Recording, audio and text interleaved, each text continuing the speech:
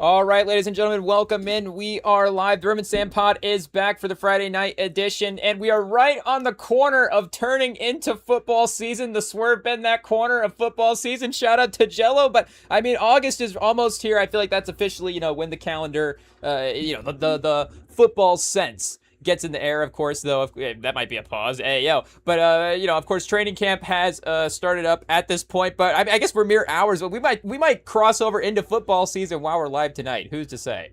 But, we do have a lot to get to outside of the NFL, kind of outside the NBA world as well, too. And we do have a new segment as well where we're going to try to ambush Sam with a phone call and see if we can get him on the line for a little summer sports update.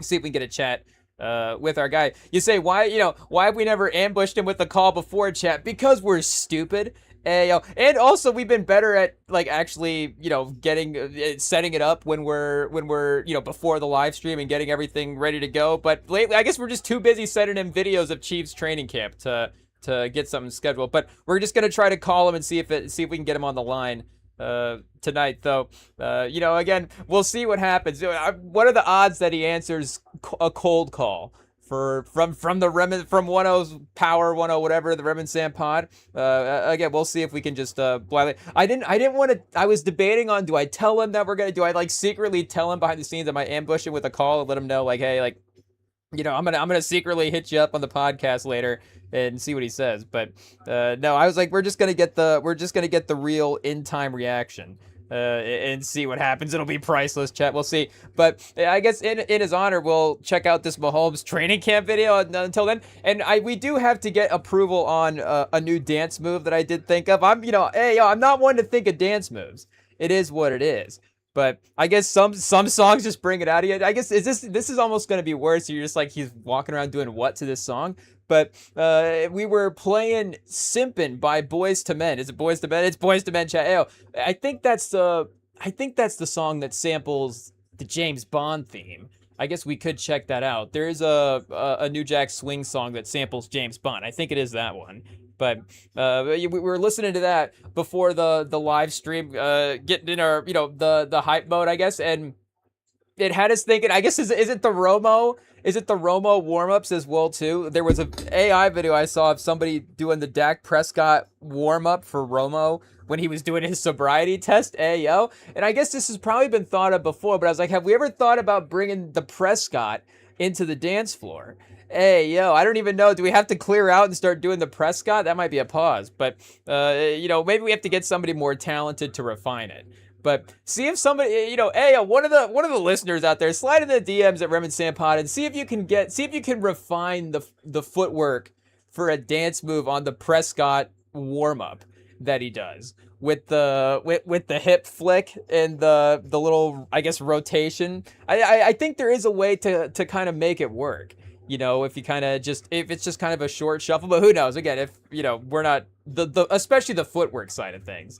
I guess there's basically no part of we should not be tasked with thinking of dance moves again, Chad. This is what we thought of. The Prescott is our first one. Sports themed dance moves. I guess there are of course dance moves that have been translated, touchdown dances and things like that. But again, more specific. It'd be I'm thinking things specifically from the fadeaway. Has anybody tried to turn the fadeaway into a dance move? Is breakdancing still at the Olympics? I was we might have to do some live research here and see what's going on. I'm trying to think. Did Ray Gun? Did she ruin that for everybody?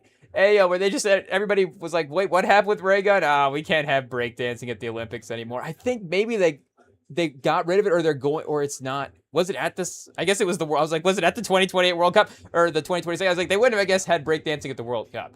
But I'm trying to have to remember, we'll have to do an update and see if that's still actively, but it's still actively a sport. We still got to give it respect. Shout out Reagan. She's still a pro, I think. Maybe. Has she retired? But what are we saying for breakdancing? Has anybody done the sports themed crossover? I mean, the crossover is another one. Has anybody done the crossover into the fadeaway? You start combining sports, the Prescott. I guess, obviously it's summer. We got baseball on in the background. I can't really think of, baseball ones, obviously. I could think of names. We could throw out the Ken Griffey Jr. I'm sure a baseball fan would be like, oh, that'd be a good move. I don't even know what I'm saying. But, obviously we know Ken Griffey Jr., so maybe he had some sort of celebration that he had back in the day. I mean, who else played baseball, Chad? Ayo, Babe Ruth. I guess Glenn Powell's playing baseball in a Lou Gehrig biopic as well. But I guess maybe we probably do need to have a celebration called the Lou Gehrig or something. Something on the other end to balance out. Be a little honorary there in the appropriate ways as well too. But I guess. Could you call it like the Iron Horse? Could somebody have like a dance move that'd be like the Iron Horse? Don't get disrespectful, chat. Hey, yo.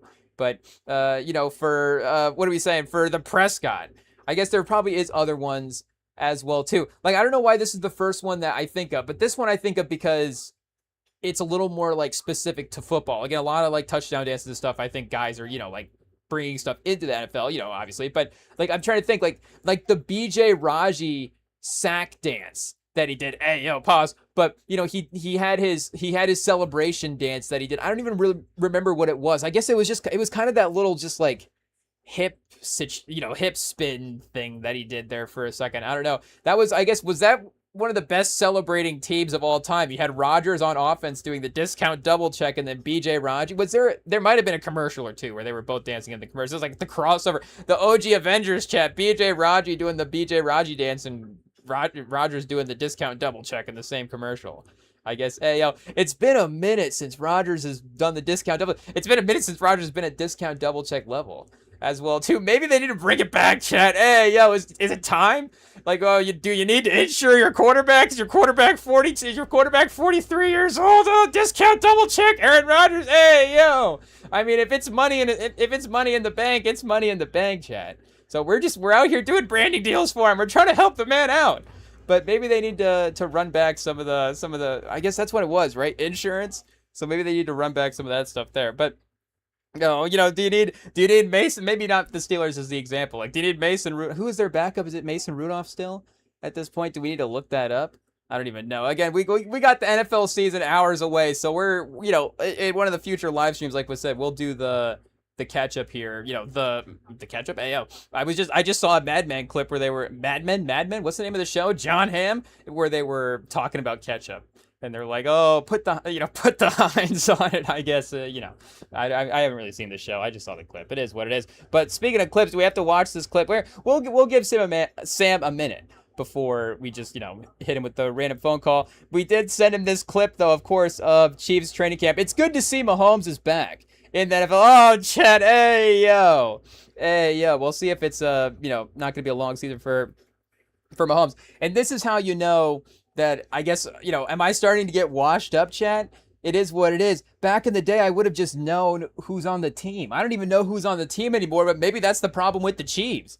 I'm not sure which one it is, but like I already said, we have to do a whole episode dedicated to like what guy is on what team now. That's just the state that we're at this point. We can't keep up. Well, yeah, we can.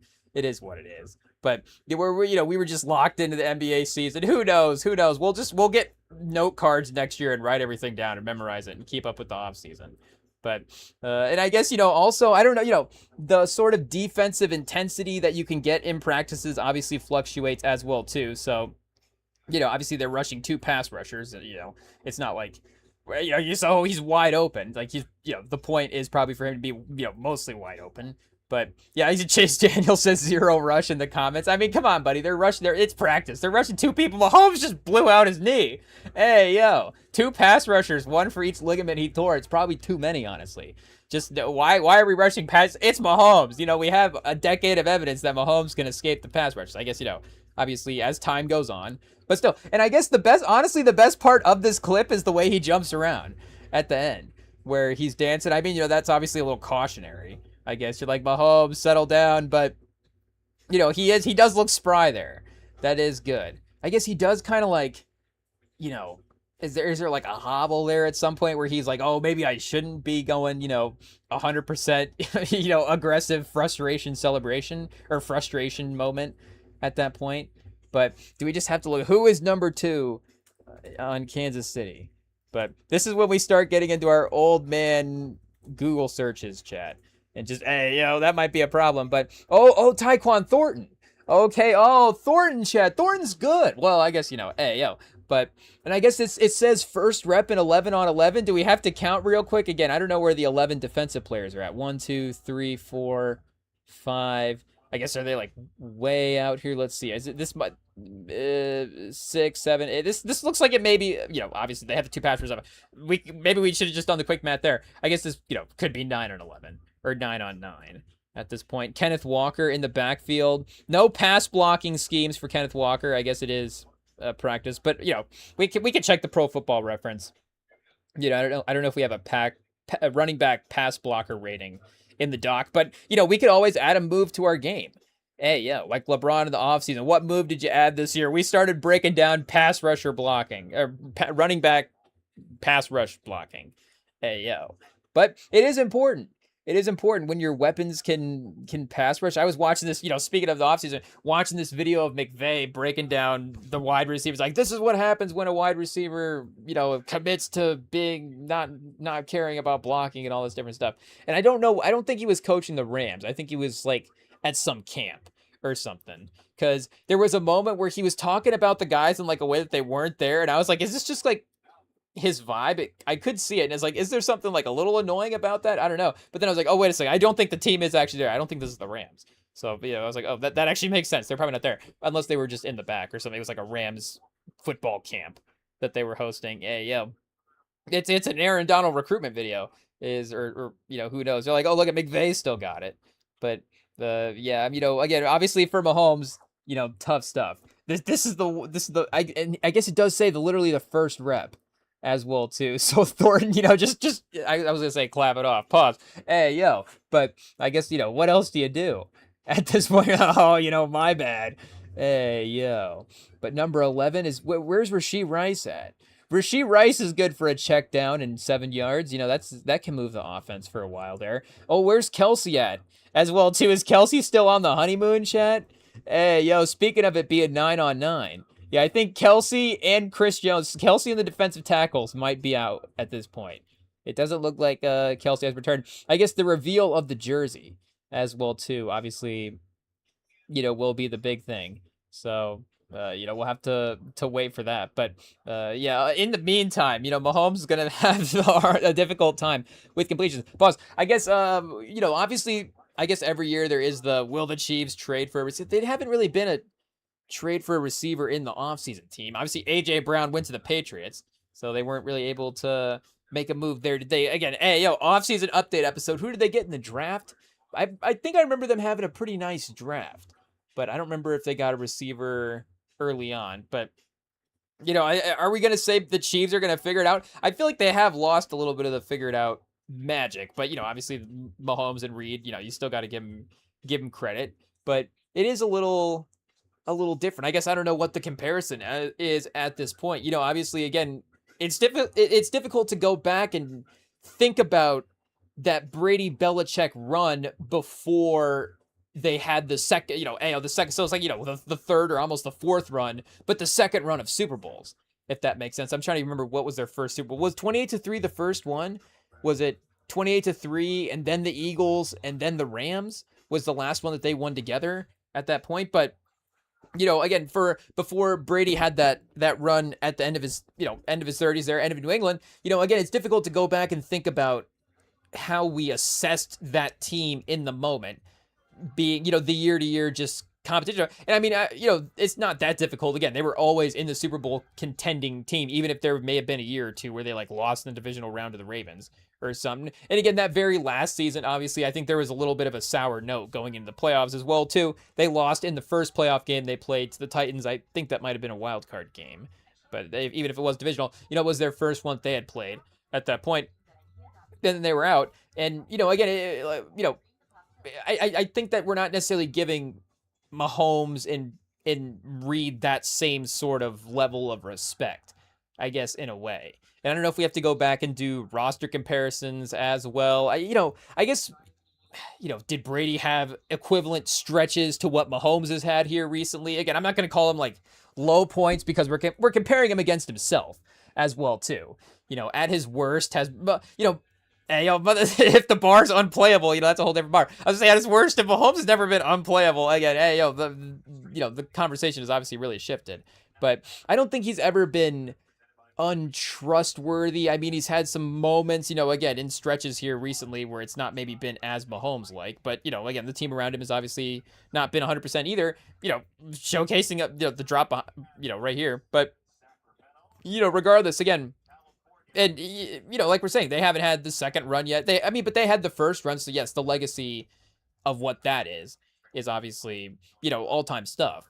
But just the year-to-year competition of it, I guess it seems like they have almost the vibe, and maybe I'm almost wondering, like, mentally why I'm not giving them the same respect as well, too, because maybe this is what they are, but the vibe of almost like a 9 or a 10-win team as well, too. So it's like, maybe that is just true. It is what it is. And that's what I was saying. Maybe I have to go back and look at some of those Patriots rosters because maybe they were a little bit better. Obviously, like, you still had, when did they bring in Gronk compared to going in for that second Super Bowl run? Obviously, you have one of the best tight ends in the league at that point. Vince Wilfork, great defensive lineman for this run here at this point. They had a lot of talent there, obviously. Those are the main guys. But I think Wilfork was the main, like, Patriot guy that they had there. They brought in they brought in some guys like Michael Bennett and stuff. I'm trying to, there's some, I guess, how many names could we throw out? But, again, for, like, guys they drafted and were there for a while, Wilfork was the mainstay on defense for there. Though I'm trying to remember, again, like, how many Super Bowls did he actually win as well, too? He was there in that late 2000s, 2010s kind of run. But, again, like, I'm trying the other great head coach quarterback combos as well, too. Like, Manning and Dungy or something like that. Like, again, like, is it a hot take to say that Mahomes and Reed is kind of easily the second best? I guess you'd have to, I'm probably leaving somebody out. Dan Reeves and John Elway or something, not Jack Noel. What's his name? Chuck Noll in Terry Bradshaw. I mean, that is a little, I guess, of the Belichick-Brady corollary where, again, you have Reed sort of directly impacting the offense, which, obviously helps Mahomes, versus the defensive mind for the coach as well, too.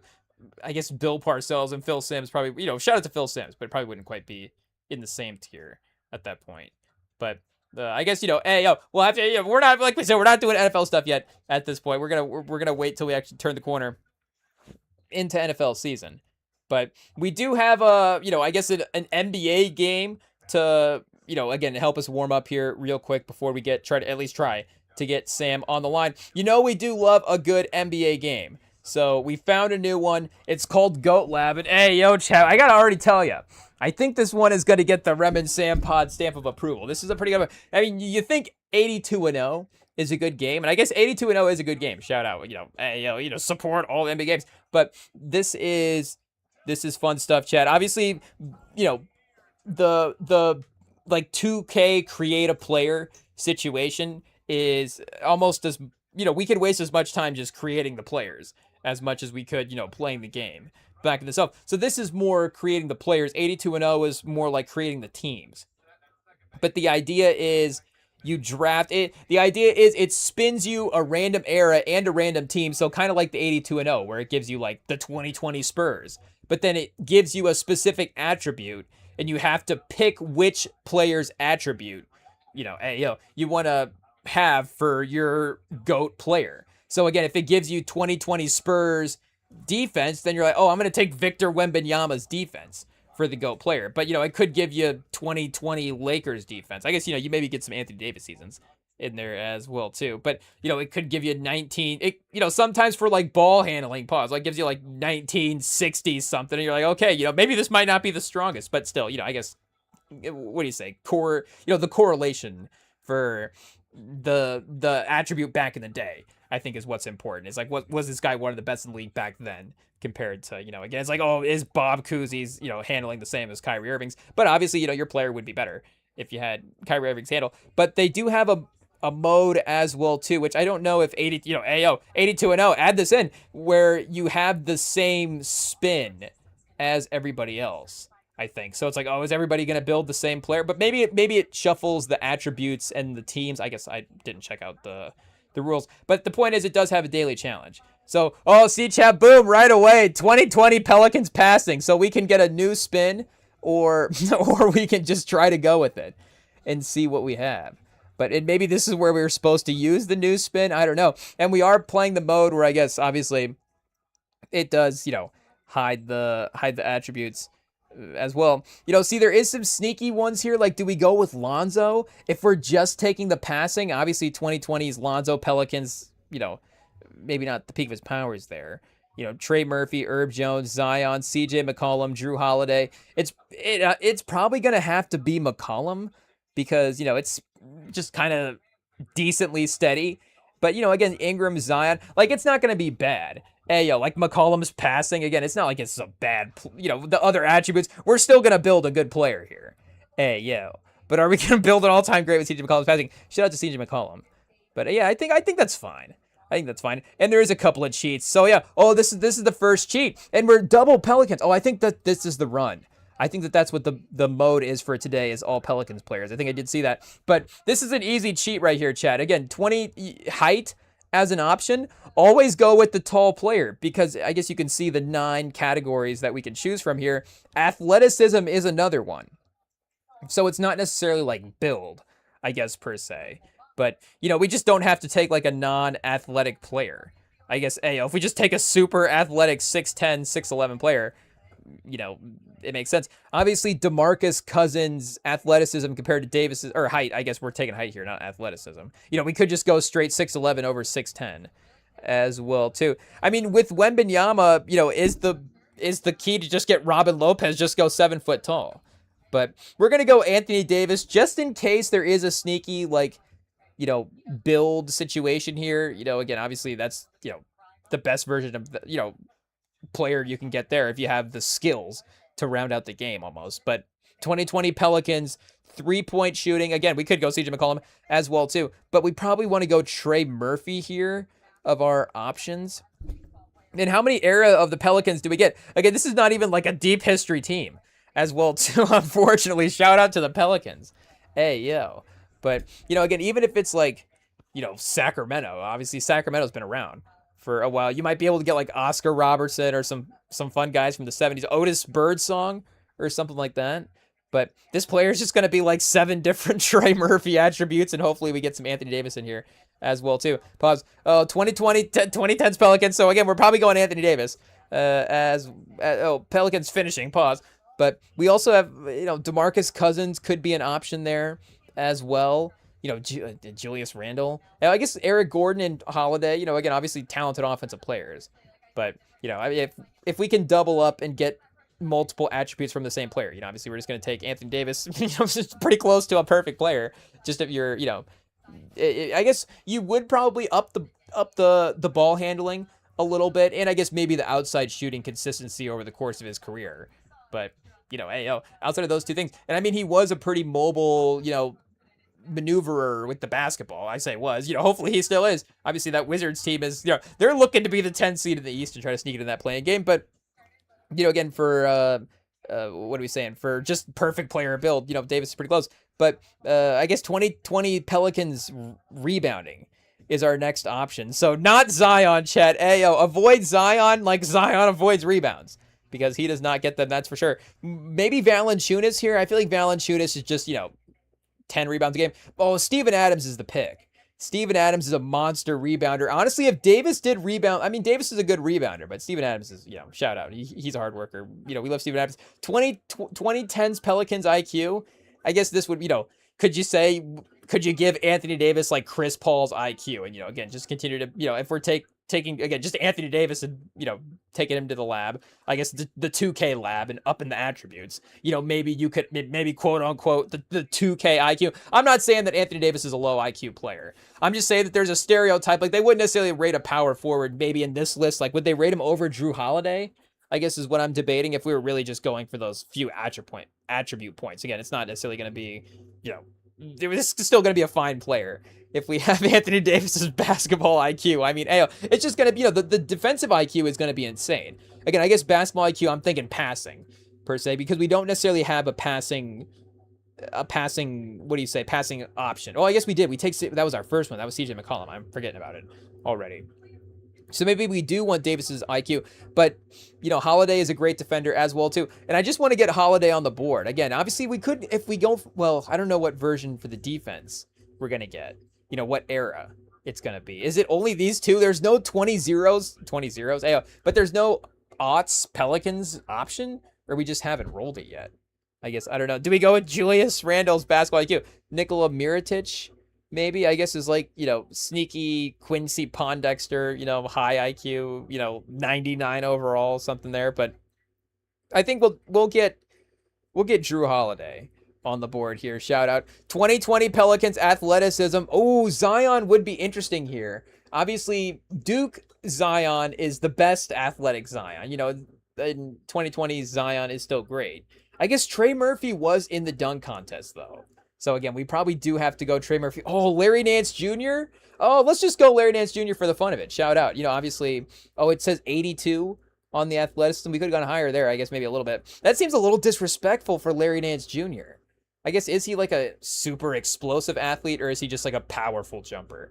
I don't know if there's a difference. But either way, I think we're, Anthony Davis with Larry Nance Jr.'s athleticism. But I guess it was the 2020s. The Zion name, just to, again, carry some value there. 2010s Pelicans handles. So we could go Eric Gordon here. Could be kind of a sneaky one. Again, Drew Holiday does have a good all-around player, but I don't know if he's like, known for his crossover in a way. I can't like queue up a lot of highlights in my mind of him just, dropping a player to the floor. But again, he's always been able to get to his spot. So at the end of the day, it's as effective as anybody. But maybe Eric Gordon's just a little bit quicker. And, I would obviously, like we're saying, we could get multiple Anthony Davis, slots here, pause. But, Drew Holiday would be, right up there with Anthony Davis in our favorite player ranking. Not to say that they would be our favorite player, obviously, but just if we were ranking favorite players, I'm just saying that they would be similarly ranked. We enjoy both of their games similarly. But, we could pay tribute to Eric Gordon's game here and get him. Is this 2010s? I guess, yeah, I'm trying to, was he good on the Pelicans compared to the Rockets, though? I guess is the question. So it's when he was on the team. So maybe we just go Drew Holiday to be safe at that point. 83 handles, obviously, high B+, but 2020 Pelicans defense. So again, Trey Murphy, Herb Jones, immediately an option there. Maybe Jose Alvarado could be just get the feistiest defender here. And I guess this is our last option as well, too. I mean, are we going to be at this point, we're not going to be a GOAT. I mean, we have 76 for CJ McCollum's passing, so we're kind of already screwed at this point. Shout out to CJ McCollum. That seems a little disrespectful. Just straight mid for the passing. But Trey Murphy, I guess Herb Jones was an all-defensive player in the 2020s for the Pelicans. Did Trey Murphy make all-defense for him as well? And obviously, DeJounte Murray has, I guess Trey Murphy, DeJounte Murray has also been on all-defensive teams, if I'm not mistaken, but that was for San Antonio in the 2010s. So, and, not necessarily, it was like, a while ago, but just it wouldn't necessarily be the same attribute ratings that are available to us here. So we're going to go Herb Jones and see what we get. A 92 on defense. Oh, chat. Hey, yo. Can we get a leaderboard here and see what's going on? Our player is, Joel Embiid. Oh, chat, that's pretty good. 84 overall. Is that Joel Embiid now? Or Joel Embiid just like average throughout his career? I guess, I don't know. What's the leaderboard look like for today? Oh, a 90 overall. Shout out to Kobe R. Hey, yo, of course, obviously, rest in peace to the GOAT as well, too. But for this leaderboard, it looks like Kobe R is in the lead. But I guess we have a couple guys tied at 90. It won't let us see their team, though. Do we have to pay to see their team? Oh, yeah, see the top bill. We have to get GOAT pass, chat. Hey, yo, you know what? I don't know if I have to see the top team that bad. I'm getting GOAT pass. Yo, chat, now I have to get GOAT Lab Plus. I mean, what's going to happen to Paramount Plus? I mean, if GOAT Lab Plus can get a couple movies, if Ghost Lab Plus can get Space Jam, then I will consider it. But until then, and I'm not counting it out, but I'm just saying until then, maybe not. So, hey, yo, chat, do we have to up our GOAT score from an 84? I mean, come on, they gave us all Pelicans players to start. So, that's kind of a tough one, I guess. We might have to do a quick one more to see what's going on. New run? Is that going to just restart it, or are we just logged? For this one, I guess, our progress will be lost. Oh, no, we hate to lose our progress. I mean, we can do better than 84 overall. No, we're locked in. Okay, it is what it is. So yeah, this will be good. So this will give us, the full scale of the NBA here. 2020 Kings height. So again, 2020 Kings, if we're gonna get an attribute here, I think the height is the way to go. Sabonis 6'11" is probably the move. Rashawn Holmes, if we're just going for Marvin Bagley. Oh, chat, let's go Marvin Bagley. Shout out. There's really no difference between him and Sabonis at this point, but 96 overall height for Marvin Bagley. Shout out. 2020's Magic. Oh, passing to Turkoglu or Grant Hill. We might have to go to Turkoglu. I don't know if they respect the overall playmaking here, but honestly, of the options, unless Daryl Armstrong is higher attribute, like way higher attributed. Turkoglu. I think Turkoglu is the bet here. 82. Okay, that's not bad. We'll take that. 1990s Suns handles. Okay, so Barkley is a sneaky, really good with the basketball. Kevin Johnson, obviously great point guard. Dan Marley, Danny Ainge as well too. Oh, Jason Kidd though. That would have been kind of the end of the 90s. Jason Kidd. Oh, that's definitely the move there. 90 overall in the handle. Okay, so Turkoglu is holding us down in the passing right now. It is what it is. We should have gone with Daryl Armstrong. 1980s Suns finishing. Hey, so this maybe is where we go Larry Nance Sr. here at this point. Of course, original dunk contest champion. Oh, our guy Dennis Johnson, though, as well, too, is definitely an option. Alvin Adams, I think a sneaky player in his career. And Tom Chambers was also a dunk contest guy. I mean, Walter Davis, we can't just not shout him out, I guess, being listed here at the top. But let's go Larry Nance and see. Okay, we got another 90 overall attribute. That's pretty good. 1990s Knicks shooting. Okay, this is going to be interesting because obviously the three-point line was a little bit different at this point. If it's for 4-point plays, we have to go Larry Johnson. Hey, but overall three-point shooting, maybe Greg Anthony is kind of sneaky here. I don't know. I guess John Starks was pretty good. Pretty decent at this point. I guess our guy is going to really have to attack the basket at this point. I don't know. Larry Nance is finishing, Jason Kidd's handling, and John Starks is shooting. It's a good player. He's going to have to be like a defensive menace in his career to really be an all-time great. I guess at this point, like, what is this player? Is this it's just Michael Jordan? Hey, hot take. But let's see what we get for John Starks shooting. Okay, 84. That's not bad. I feel like for the 1990 Knicks, we could have gotten a new role there, honestly, but maybe we would have just gone backwards in the era as well too. 1990s Clippers athleticism. Oh, chat, we got to go with the OG.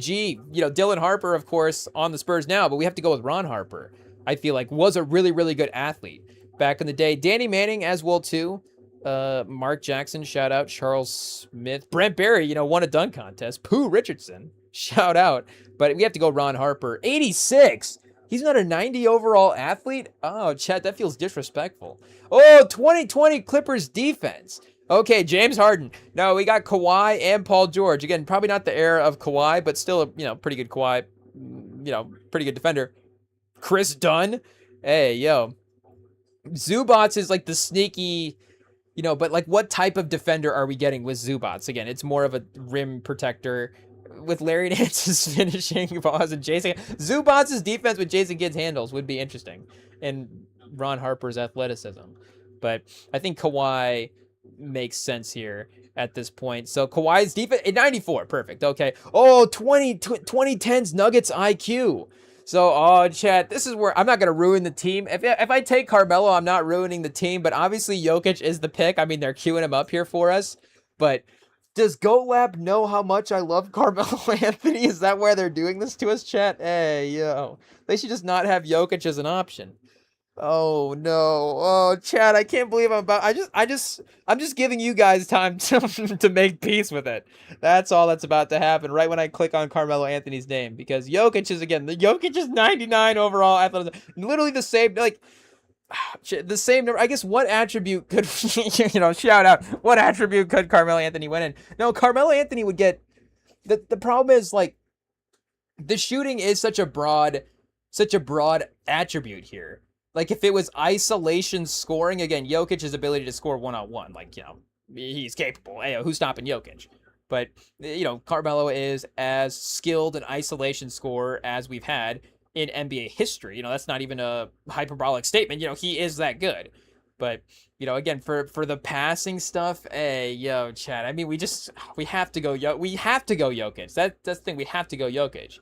But we already took to Turkoglu's defense, or Turkoglu's pause. Turkoglu's passing, and we have John Starks shooting. So we should have Carmelo Anthony shooting. Honestly, can we? I wish we could shuffle this around a little bit. Hey, yo. Even Jamal Murray's IQ might be slightly higher. No, it can't be. Hey, yo, Jamal Murray, did Carmelo Anthony ever leak a video on Instagram Live? Hey, yo. So maybe, maybe there. But, do they have, I was going to say, like, not Plumlee. Oh, Iguodala could be like a sneaky one, 2010s. So obviously that's when he was on Denver. But, obviously a creative player in his own right. But it is what it is. We're going with Melo, chat. 80 overall. The IQ is crazy. 80? Melo's IQ can't be lower than John Starks. He's not a worse IQ player than John Starks is a three-point shooter. Hey, yo. That seems like a crazy take. 2020 Nets rebounding? I mean, I don't think the Nets had rebounding in the 2020s. Hey, DeAndre Jordan? Nick Claxton? I guess Durant is the option here. That's not an I guess, but, we're not getting, like, we're not sneaking, like, Sabonis onto this team for the rebounding or something, getting, like, 11, 13 rebounds a game. We'll get a, good 6 to 8 rebounds. But a bench warmer, chat. Hey, yo. It is what it is. 85 overall. All-star. We built a player that is kind of like Kawhi Leonard. I guess elite at both defense, finishing, and athleticism. So that's kind of like, chat. If we would have had Jokic's defense or Jokic's IQ, this would have been, obviously a little bit of a stronger build. Oh, the weakest link is the rebounding, though. I guess, Durant's rebounding. It's, really? At 78? I don't, who, maybe Harden? I don't know. Who would have been, hey, let us know, chat. Maybe, I guess Claxton as well, too. But Claxton is not, like, a crazy rebounder in his own right. Hey, yo, it is what it is. Okay, chat, is it time? Let's see if we can actually get our man on the line here and see if he is just randomly... happens to be, of course, now we're just like, what do we do with the phone? Let's see if we can ambush him with a call here and see if he is available, chat. Hey, yo, if IT says it's plus 250 that he answers. So, get on the poly market right now before the lawsuits kick in. At this point, we'll see what happens. Oh, chat, I guess now we have to go to the settings. We've never made a call here before. It is what it is. Okay, let's see if we can queue this up and see if this is going. Okay, chat, let's see if we can get him on the line here. Let's see if it's happening. It's ringing through. Well, I guess, yeah, it could ring all the way through. A swish, chat. A Steph Curry swish, potentially. But, IT, is it going? Hey, I guess we do have it hooked up to the Bluetooth right now. We should probably disconnect. We need the first one to break the do not disturb. It's really what it is. The first one's kind of like it's the Batman signal up into the sky. We got to put the bat lamp. Hey, has anybody ever called the bat lamp the nightlight? Hey, the nightlight is not bad though, honestly. If you think about it, if you spell it with a K, but if you spell it like Dark Knight, then that is not bad. I guess if you can tell, Chad, he has not answered yet. We're not just randomly talking about Batman. Well, it's like, oh, hey, Sam, how's it going? But maybe the odds will lower. IT said the odds will lower on the second time.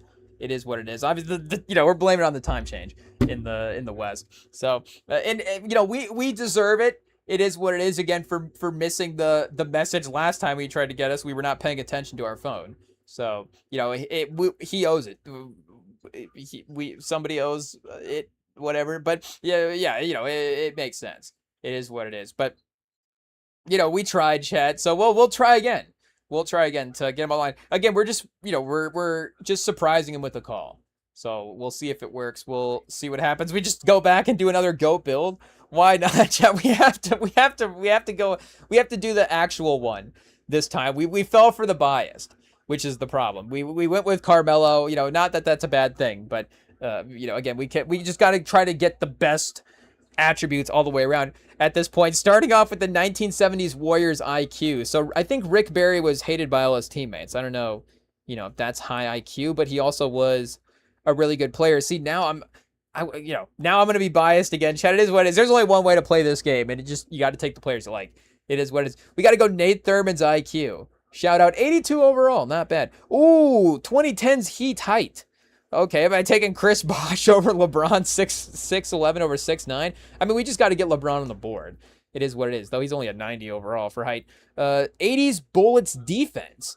Okay, Moses Malone in the 80s. I think that was at the end of the 80s.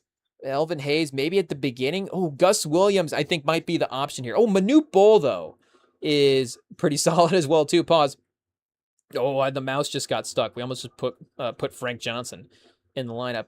Hey, yo, it's between Gus Williams and Manute Bol. Again, Manute Bol is, I guess, the quote-unquote obvious one, but Gus Williams is if we're trying to flex our basketball IQ. But let's not do that, I guess, because, this player's already, like, low-key kind of mid. We got 90 and 82. So let's get Manute Bol's defense here. 94, that's pretty strong. It's the strongest attribute here is Manute Bol's defense. Hey, yo, 2000s Denver rebounding. So this is actually where Melo is really, really valuable here. Kenyon Martin, of course, super underrated rebounder. Hey, yo. But, Camby, I guess maybe is one of these guys is a good rebounder, Chad. Maybe that's the problem is we don't know. But Melo was pretty good. He's got to be at least a 90 on rebounding. 74 on rebounding for Carmelo Anthony? What? Hey, yo, did I not watch basketball? Carmelo Anthony could lock in and get a rebound. I guess maybe how often did he do it? But he could. If he boxed out, Carmelo Anthony 6 rebounds a game for his career, and that his career obviously his stats kind of went a different way at the end of his career. I guess maybe is this what I'm thinking of, this 6 rebound a game year where it was like, oh, Melo's trying out here. Yeah, but he did move into power forward. It was like rebounding 8 rebounds a game over here for New York. 7. Hey, how is this a 74? Because he's not like collecting offensive rebounds. I mean, come on, Goat Lab. Figure it out. 1990s Clippers athleticism. Well, we know that Ron Harper's like an 80-some overall. So let's go Danny Manning and see. Okay, he's the same as Ron Harper. It is what it is. Okay, we got LeBron. We're taking LeBron. Kyrie was there, though, for finishing. He might have been higher. Hey, yo, what do we got for LeBron, though? Oh, 100 overall. Okay, boom, perfect. Now our player is, has the best attribute of the night. 2020 Pacers shooting. Oh, okay, our player is rounded out here now. Here we go. This is actually elite. Manute Bol's defense with LeBron James dunking and Halliburton's Halliburton's 3-point game is definitely pretty strong. 2010's Cavs passing. I guess Kevin Love could be a sneaky option here if we were getting creative. But obviously it's LeBron. Has to be at 94 for the passing. Okay, here we go. And 1990s Lakers handles. Okay, so is Kobe in the 90s, rest in peace, gonna be a strong enough rating by the end of the 90s here?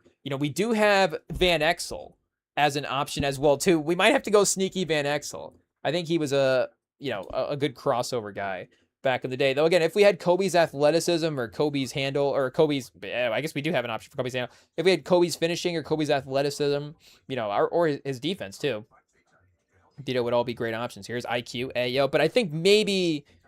Just because, again, we do have a 70. Melo once again, holding down our lineup. So now what's the one game we have to do where we not take Carmelo Anthony?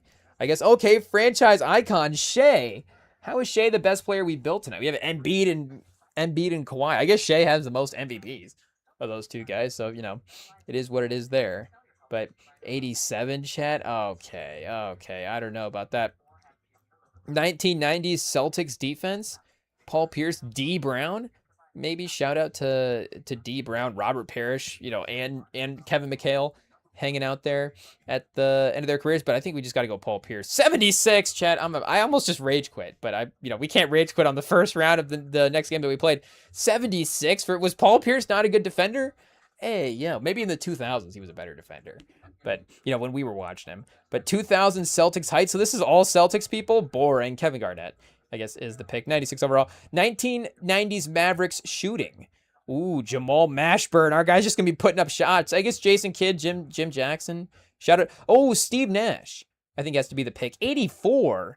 Okay, I guess he got better on the Suns. 1990s Pistons passing. Grant Hill, Joe Dumars, Lindsey Hunter, Otis Thorpe. Allen Houston. Bison Dell? You might have to go with Bison Dell just because. Don Reed sounds like an extra in the 90s, some erotic thriller. And then Jerry Stackhouse, I guess probably not the passing. I guess Grant Hill's passing is probably pretty good here. 88, yeah, that's fine. 2000s Warriors athleticism. Ooh, some good options here. Baron Davis, Jason Richardson, Monte Ellis, pretty, springy in his own right. Steven Jackson, I guess, for talking, on court. Wow, Chad, we gotta say on court fighting ability. We were shout out. He won this. He helped the Spurs win a title. We're just making jokes. We're not judging him for the palace. We just I guess think it's funny. I mean we're not saying like NBA players and fans should have physical confrontations at games, but it happened. It is what it is. You move on. But I guess we're going with Jason Richardson's athleticism. 94, yeah, it's the pick. Dunk contest champion, underrated there in his own right. 2010's Kings handles. Okay, Isaiah Thomas, obviously became a really great player. DeMarcus Cousins handles? Hey, where's Rondo? We don't have Rondo as a sneaky option here. I guess maybe not on the Kings. Oh, chat, this is bad.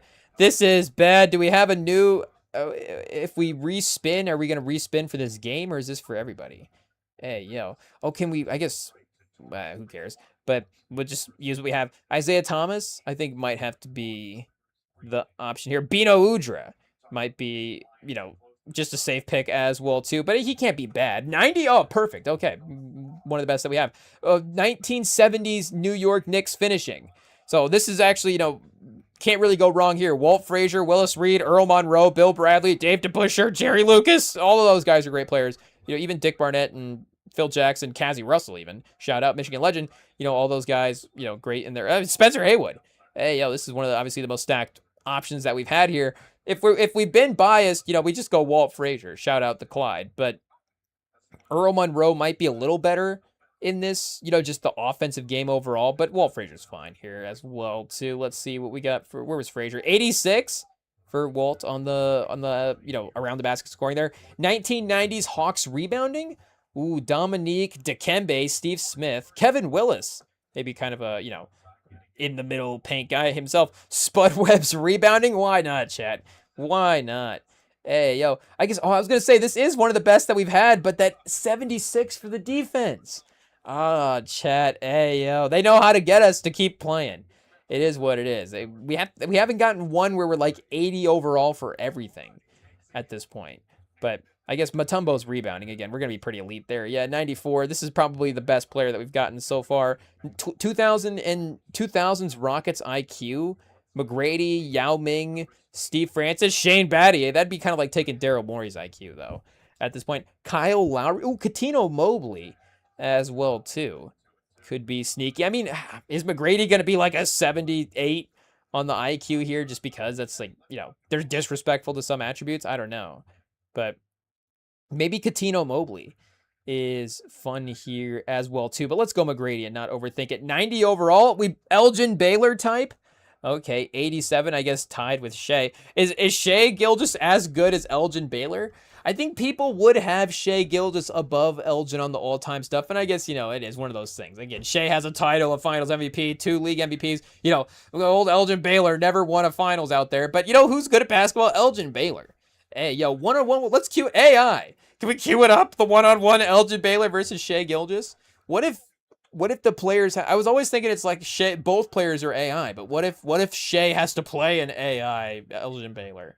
Hey, I guess I probably would just be rooting for the human being at that point as well, too. But hey, there's Goat Lab, chat. So this is not even... We're just having fun with the new game. Just recommending fun basketball games to the, to you guys out there. It is what it is. I guess, there's no partnership, but hey, if Goat Lab wants to contact, and I guess, did we have a suggestion for him earlier? I forget what it was. Don't give us Pelicans options. This is the daily. Hey, give us two eras of teams. What's the team that's been around for the fewest amount of times? Can you just assemble a crossover of Anthony Davis and Trey Murphy? But, again, fine player. A little bit probably worse version of actual Anthony Davis. I guess unless, like we said, you give him the three-point shooting there. But, and respect that's what it was. Respect Carmelo Anthony's rebounding. Hey, do we have to go? I guess he was playing a lot. Guys used to play back then. Hey, I was going to say, what was his per 36? But, even now, again, our guys, superstars, they're playing like 33 a game. guys used to be out there. Guys were playing, chat. Remember when guys used to like basketball? Hey, and the league used to be fun, but no, the league's great. A lot of minutes there for Melo. Shout out. What were we looking for? Is per 36? We're all over the place at this point. Rebounding for his career, 6.5. Yeah, I mean, again, he was actually, they'd probably go down a little bit because he was playing, so much at the time. But, strong body player. Again, if he boxed out international, do we have to go to his Olympic stats? Where were his Olympic rebounding numbers? It seemed like they were, again, he could definitely deliver. And I'm thinking specifically of what's the one highlight? Is he grabbing a rebound and like just shouts out something on the hot mic or something? I forget, but it's just maybe that's why I'm thinking he's a good rebounder, because I'm just thinking that's how Melo approached every rebound. But why not? Hey, I mean, he could have been, again, out there attacking the basket, and again, when he locked in, he definitely was capable. So, shout out Melo, great player, underrated. GOAT Lab, catch up. Melo is, GOAT conversation. Maybe I don't know what kind of argument we'll have to make to get Melo in the GOAT conversation. But shout out underrated. I guess do we call it underrated GOATs? I guess we could. A little summer, maybe the summer of 2027.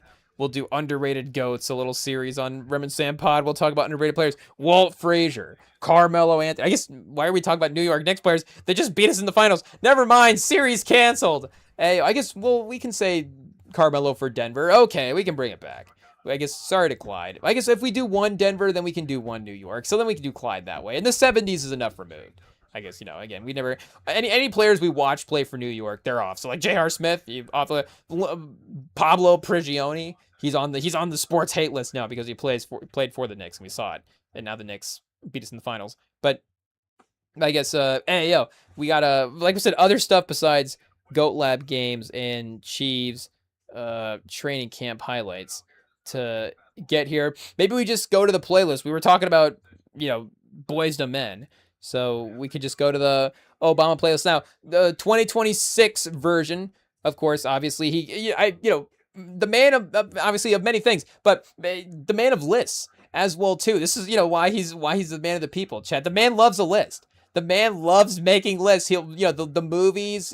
I think, and does he do movies and TV shows? And I think he'll do another song list at the end of the year. I was thinking, does he do it? Is this the one that he does? But no, I think he does another song list at the end of the year.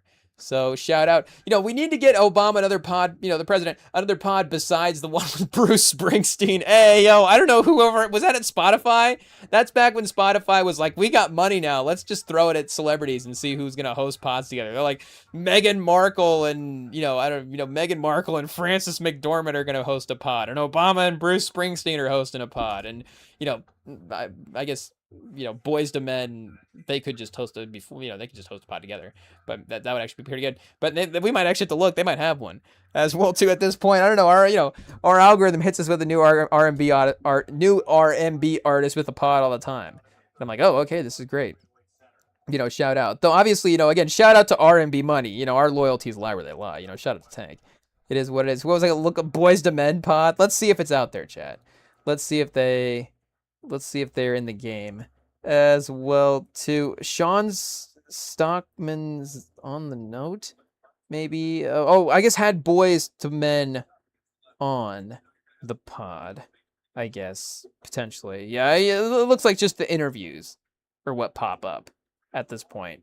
But yeah, maybe we'll give him an idea. Maybe Boys to Men needs to launch. Boys to Men to Potters, chat? I don't know, I guess, men to something? I don't know. What do you call it? What's the next iteration? Boys to Men, men to OGs or something like, you could get something there, I guess, maybe. But I guess, again, for summer playlist here, 2026 edition, obviously, some classic songs, of course, all the way around, classic for what we're saying, like the big hits in terms of now. But then, of course, sprinkling in the classics, actual classics as well, too, which does make it fun because you do get, I don't know if he plays these songs in order like this, but I would like to think that he would go Mumford & Sons, into Boss Man D-Lo, and then into the, Vince Staples, into Mumford & Sons, into Boss Man D-Lo. Could be a pretty fun, run. But, I guess I haven't queued up this Mumford & Sons song as well, too, to see what we've got going on here. But of course, Doechii and SZA, winning a I guess what did, oh a BET. They just won a BET. I was trying to think what award show just happened. They just won a BET for this song here as well. But one of the names that we got put onto because of the list here was Gabriel Jacoby, who I guess we were listening to in the pregame as well, to as part of the hype playlist. Though again, we don't really have a hype playlist. It's more of a hype song on repeat, I guess, is the way that it works. I don't know if that would be if we were if that was our locker room playlist style. If it's just like, okay, this is the song for today, we're just gonna cue this song up for an hour and just listen to it in a row. It's like I don't know how that would go over. But we were like, okay, let's cue up some Gabriel Jacoby songs here, see what we've got going on. And it seemed like as well, too, that people were actually giving credit to Michelle for the recommendation as well, too. And, again, because there was some clips from some interviews of her shouting him out in the past, as well as already a music recommendation. So, again, it's clear that, obviously the dual influence is there. And I think, does he say that in the thing as well, too? Oh, yeah. I mean, yeah, he literally does say as well. Oh, I guess, but he also talks about Glenn Hansard as well, too. Rest in peace to the legend there. But Leon Thomas making the cut. Tyla, of course, as well, too. Shaka Khan, The Police. David Bowie, who I did just watch in a movie. I forget what it's called, but it had vampires in it. And I was like, okay, if David Bowie's, shout out if David Bowie's going to be in a movie. I think this is a good lane for him to get into. Sheryl Crow, A Tribe Called Quest, The Beatles, Coldplay, Charlie Brown by Coldplay as well. Okay, a little bit of a surprise there. Marvin Gaye, shout out, of course. I think in every playlist, all the time. Habib Kyote, if I'm saying it right. The Temptations, Damian Marley featuring Nas, shout out. Nina Simone, of course. We were just talking about Johnny Cash recently, and it's Ran to Atlanta. I mean, shout out. But I mean, this may be one where maybe he is bumping Ran to Atlanta. I don't know. Again, it is the number. Was it the one that went number one? No, Janice was the one that went number one.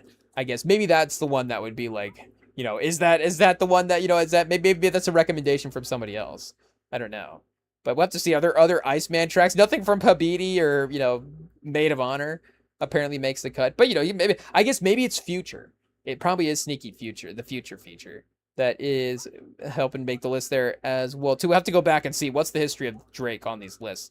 Potentially Sam and Dave, Buena Vista Social Club, Anderson .Paak, Sonny Rollins as well, too. So I was, IT's throwing this summer playlist at us, telling us we got to cook up our own summer playlist here as well, too. So I don't know if we're going to, make a full playlist at this extent here as well, too. I mean, this gets you through quite the night here with these 3 pages.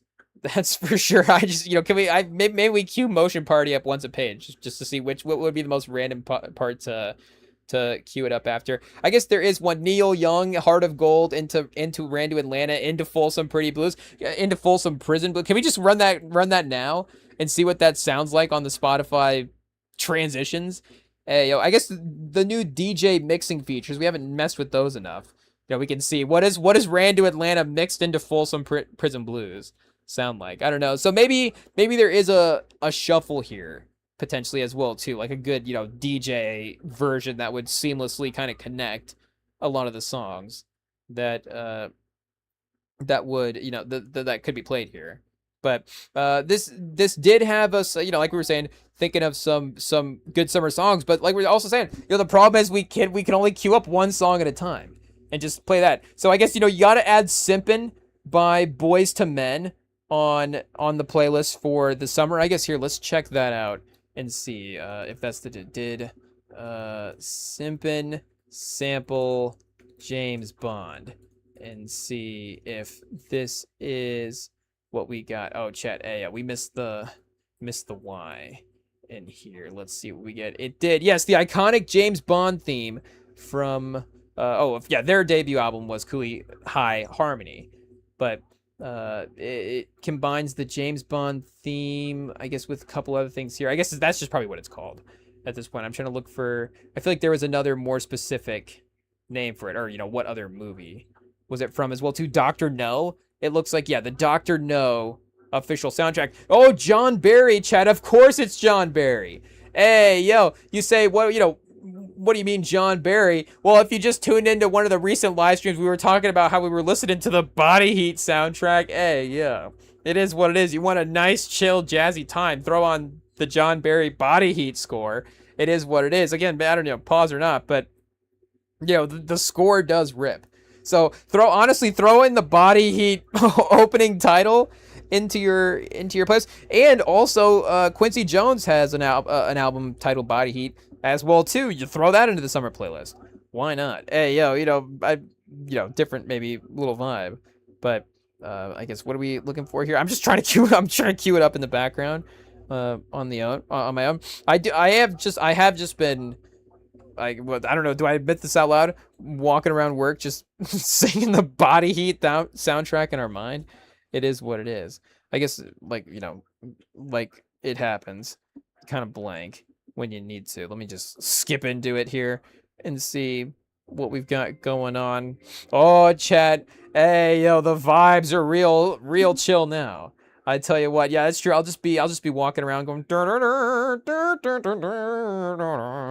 That's a fun little, like we're saying, fun little jazzy song to get you through the workday. But that one, and then the main one, chat. Hey, again, not a hot take, but the other big hype song for today was, and has been, for a little bit of the summer here, was and is Slow Jams with Twista, of course, yay, and our guy Jamie Foxx as well too. And you got to play the intro version as well too, where I was talking to the girls, and we don't put enough emphasis on the ladies sometimes. They're dancing 90, 200 songs back to back.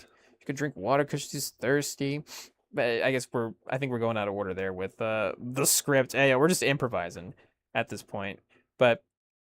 Yeah, you could add that one. I guess we could just add in the Gabriel Jacoby song that we just got. We could just recommend that we just got from the president. Hey, just the president recommended us a little song. We'll recommend it to you. Or I guess recommended us the artist. I guess which one did he have here queued up? The one was the one that he had recommended. I think that's his number one on his Spotify page right now. But I got to be honest, I didn't even make it past the second track. Hey, the album, his debut album here on Spotify is called Gutta Child. And I didn't even make it past second track just because I just kept replaying it. It was so catchy. And it's kind of like a jazzy blues type of vibe almost. But hey, check, cue it up right now. Kind of funky sounding. Hey, it's very, very catchy. So I'm gonna have to listen to the rest of this album, honestly. If any of the songs are, this catchy as well, then it's obviously, a classic. It's a hit. But, again, I already got a couple of hits on it. But, we'll continue to recommend the shout out. Turns out, again, obviously, good taste there. But, pause. But, already mentioned with the Legends chat. Hey, we got, again, Earth, Wind, and Fire, The Strokes, Gabriel Jacoby, all in the same playlist. Let's go. But who else were we saying? Oh, Slow Jams. Yeah, that was, I guess, that was the one that broke us out of our out of our Body Heat. Do I say trance? Hey, it is what it is. I guess, like we're saying, that song does kind of put you in a trance. But that's the one that broke us out of our Body Heat streak. Hey, pause for singing that secretly in our mind at the restaurant. So now it was Slow Jams. I guess it is what it is. I didn't mean to, I don't mean to, don't mean for them to all be such sexy songs. I guess, hey, it is what it is. We'll have to think of something else. I guess, I don't know. Maybe I was gonna say like Stevie Wonder or something, but that wouldn't necessarily, just depends on the song, I guess, as well. But hey, I guess everybody's sneaking it in. But pause. Whoa. But what are we saying for Slow Jams? Yeah, that's definitely been the one. And it's just the front part as well too. Pause. It's just been the initial part where he accused and he's like, they want some Marvin Gaye, some Luther Vandross. We could just do, can we just get Jamie, if we ever get Jamie Foxx to call in, are we allowed to just have, do karaoke and just sing the Slow Jams hook, the entire time? Hey, I don't know if he's going to pay us a fee for that or not. I guess we did cue it up earlier. And try chat here. Rem and Sam karaoke. Is this? We're definitely gonna fall off when we get to the Twister verse. Twistiverse. It is what it is. We just kind of know the cadence at that point. Just and I guess don't have can't sing it like Twista can. But Marvin Gaye or Jamie Foxx chat. It's a little Anita, but definitely set this party up right. You don't even need a playlist chat. You just need one song. Hey, yo, it is what it is. You just need Jamie Foxx on the hook going, she wasn't ready for the world. Some new additions, some many repetent, but definitely set this party off right. Oh, chat, hey, yo. Jamie Foxx, turns out he's good at making music. Hey, yo. It is what it is. The man knows how to do a hook on a song. Chat, Jamie Foxx is elite, I tell you. I mean, he is one of those where, you watch him do anything, and you watch him act. You listen to a song, and you're just like, obviously Jamie Foxx, he's a star. I mean, can we just skip to the hook or like the part at the middle? Oh, here we go. Smokey Robinson, Freddie Jackson, everything. What's the part where he's like, Al Green? No, Chad, that was we kind of got there. We kind of did. Oh, Jamie Foxx, call in a little Jamie Foxx duet. Al Green, no. I guess maybe take one. We'll just use that take. But yeah, obviously the verses are good. But I mean, Jamie Foxx chat carries.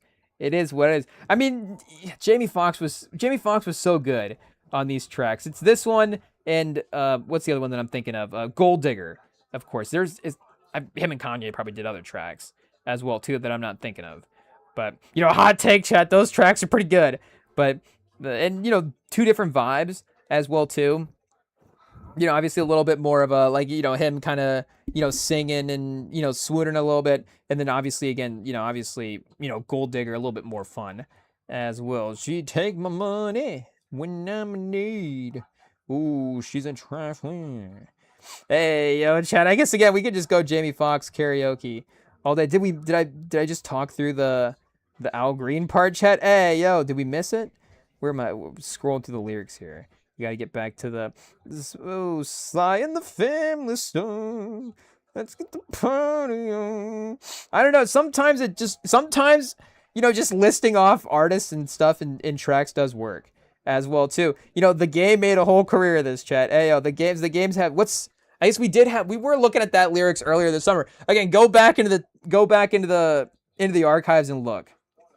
Because I forget. Oh, I think it is the documentary. The track is called The Documentary. Of course, the album is called The Documentary, the Game's classic album. But I think it is the title track on that as well too, where he just goes through and just lists all of the album titles as his verse. Hey, yo, I hate to mention it twice in one summer, or do I, Chant?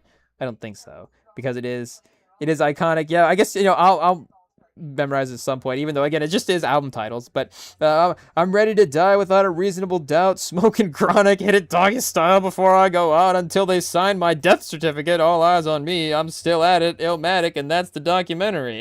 Chat, I mean, sometimes again it just does work. It is what it is. I don't know, but we need an update. Somebody needs to be like well, I guess again we already mentioned this. It is what it is. But running it back a little bit with this time with, of course, the R&B artist version of it in Slow Jams. And to be honest, again, Slow Jams 2004, the documentary 2005, the Game probably was listening to Jamie Foxx on this album, was like, that's a great, I like that's a great idea. I can do that with album titles. Hey, yo, he's like, reasonable doubt in the blueprint. I guess now we have to. Now we're Spotty's Audio. Oh, that's a song. Hey, what's the name? I'm trying to think of course, I'm going for the most complicated Outcast title that they had. What is it? Southern Cadillac's playlist music? I guess not really that complicated. It's just all spelled one word. But, he needs to work that one into a track. He could do it. The Game. He's talented. He can pull it off. Pause. But let's see. Oh, I just restarted it. Okay. I guess we have to listen to the whole thing again, chat. And go for it again. Al Green, no. She wasn't ready for the world. Some new additions, some many repetent, but definitely set this party off right. I guess the whole song's just replayable. It is what it is. Oh, here it is. Okay. I found it, chat. Okay, we're back. Oh, green. No, yeah. There we go, chat. Jamie Foxx, compete. Keep up. Ayo, call in and keep up. Let's see. But if we have that put that at number 1 on the list, I guess, for goals, chat, would be the slow jams, a slow jams duet pause. I don't know if that's a pause or not, but it's just such a great song. It is what it is. It's undeniable. So maybe we need to go through the Jamie Foxx discography itself a little bit as well too. Outside of the hits, keep going into the, let's get into the deep cuts. Hey, yo. See what we can find there. Obviously, we watch every Jamie Foxx movie, listen to every Jamie Foxx song. Why not? But this is like, I guess, how many, what other movie? I would say this is like Booty Call, but maybe not. That might be a pause there as well too. But I was thinking like, what's the classic replayable one that you just always go back to? But I guess that was maybe a little meta there as well. But for the movie is what I was mainly saying. Is that the most this is the most iconic Jamie Foxx role? Forget Charles or Ray Charles. I don't think they called the movie Charles. Chad. There was 2 options for what they could have called the movie, and I called it Charles. Yeah, of course, call it Ray. But what are you saying? Not Ray, not Collateral, not Django. I don't remember his name. Buns in Booty Call. The problem is we only remember Listerine in Booty Call as well too. I don't even remember the other two, the other couple in that. Shout out. I don't remember their character names in that, but Buns and Listerine, chat. I mean, talk about all-time couples. Has there ever been a better movie duo than that? I'm not sure. Obviously, the can you say the double fox as well too? I'm not sure. We might have to double check that with IT and see what's allowed here as well. But the double fox performance. We haven't got. I feel like there's a reunion that could happen there as well too. But again, for him, that's definitely up there as well, breaking all the rules. I guess our Jamie Foxx. You might look at our Jamie Foxx list and be like, did he post this upside down? What happened there? I don't know why breaking all the rules and Booty Call. And what's the one with Held Up? I was trying to think, what's the one with Nia Long? There it is. Why are breaking all the rules and Held Up at the top of the list? And I guess no, Charles is fine. It is what. That's not what I meant to say. It's a good movie. Hey, yo. Oh, Rem doesn't think the Ray Charles is a good movie. I'm just saying, like, is it the movie that you always go back to? I guess it is what it is. Again, shout out. Obviously, you watch it to, keep up with movies. Again, it's a great Jamie Foxx performance. It's a great iconic biopic on one of the greatest musicians to ever live. It won Jamie Foxx an Oscar, so it is important again to music history as a representation of music history and to movie history because it's an award-winning movie. But again, is it Sicario? I mean, that's all I'm saying. That's what I meant by fun. In the action, it's Ray Charles is a fine action movie, I guess is really what I meant to say. It's an elite movie, it's an okay action movie, but maybe I need to go back and see as well too. Maybe Ray Charles a little underrated, a little Daredevil in that. I'm not sure, but there definitely would be a scene where it's like there's like a training scene or something. Is Charles streaming anywhere right now, chat? Hey, yo, shout out. We're gonna try to make fun of the legend. Hey, yo, obviously he's great. But hot take, Ray Charles is a pretty great guy. But let's see what we got here. Oh, and Regina King is in this. I forgot, chat. Okay, never mind. I might be throwing this on more often than I go back to it way more often. But we might need to try to cue this one up here and see what we've got going on. And obviously Jamie Foxx it's so fun to just even hear him tell stories as well too about, casting and getting up for that role as well too. But and obviously, watching the Michael movie this year, maybe we're a little bit more, fresh right now, pause to, watch musical biopics as well too. I'm trying to think again, like what I'm just talking for. That's why that's where I was saying that's where the Ray Charles comment came from. I feel bad. I'm saying again, Ray Charles is not just a fine movie. It's more than a fine movie. I'm just saying for me, music biopics aren't the number one genre of movie I go back to all the time. Is really what it is. Does The Bodyguard count as a musical biopic? If it's kind of a semi biopic, then maybe. But outside of that, I guess Purple Rain in some ways could be a biopic as well too. I guess like an album biopic. Oh, I guess I'm not thinking of I'm thinking of like singer biopics, I guess is what it is. Because I guess I do like Get Rich Die Trying, so that's a biopic, technically as well too. And you would have to throw, of course, 8 Mile. 8 Mile, one of the great biopics of all time. But I'm just saying, like biopics that you actually rewatch as well too. But also again, like Love, what's Love got to do with it? And then what's the Frankie Lyman biopic? Speaking of Vivica Fox, what's the name of that one? Hey, yo, that's another good one as well too. Let me see. Frankie Lyman movie. Yeah, what's this one called? Oh, why do fools fall in love? Yeah, that's another good one as well too. So, there's so many music biopics out there that, again, I'm just saying it is its own genre of movie as well, and it's just, between bank heist movies and, slasher, Italian slasher, John Carpenter movies and bank heist movies, like, again, just the list can stack up differently for somebody. Then you're like, oh, wait a second, it's been a minute since I've queued up a musical biopic. Maybe I have to do that. But did I already say yeah, that's Tina Turner one with Angela Bassett. Yeah, that one, of course, is iconic as well too. And I'm sure there are other ones that, and it does kind of depend again, a little bit, like what am I watching on Tubi at the moment? Like what is the Tubi algorithm kind of curated toward sometimes.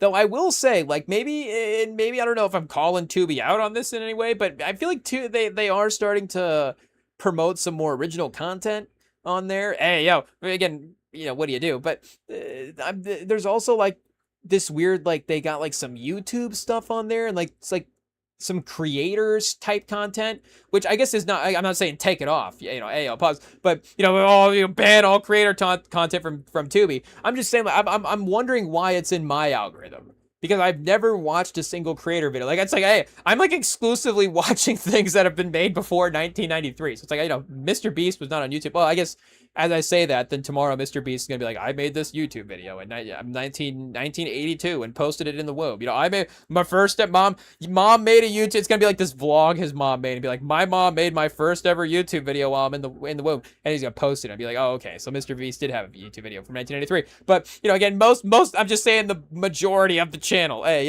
the majority of the creatorness, was not around then. At that point, TikTok influencers hadn't quite, burst onto the scene at that point. So I'm just wondering why, again, they're trying to get, why are you trying to get me to watch this stuff, Tubi? Hey, yo, like, I'm pretty satisfied. I'm like, Tubi, like, I don't know if you have access to, the screen time of my entire TV. I'm assuming you do at this point. But you can compare it to the screen time of the other apps. It's not even close. Like, you're winning the day. So, you're keeping me on the app. Don't push me away by promoting, not Mr. Beast, but whoever these random creator contents are. Like, I'm not watching YouTube on Tubi. I'm on Tubi for what I'm on Tubi for. Hey, I'm trying to watch old movies. I'm trying to queue up the 90s, trying to queue up the 70s. Then just make that the slogan. Hey, I'll queue up the 90s or something like that. Again, what am I doing here? That's what YouTube is for. Stay, hey, I'll pull a LeVar Ball. Stay in your lane, Tubi.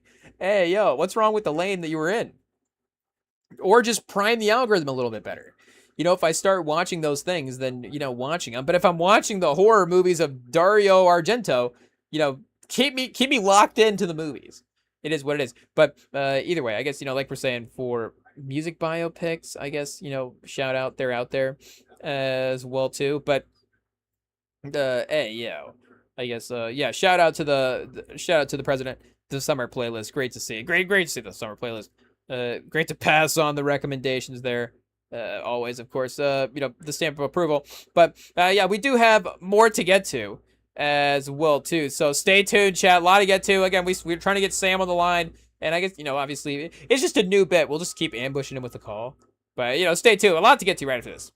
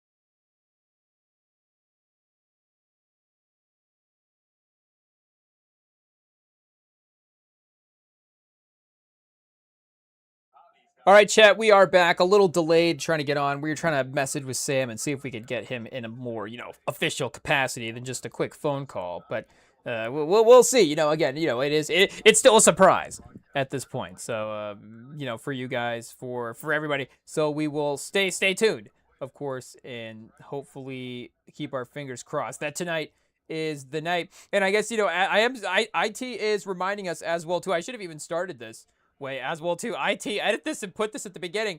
Today should be the Spider-Man reactions.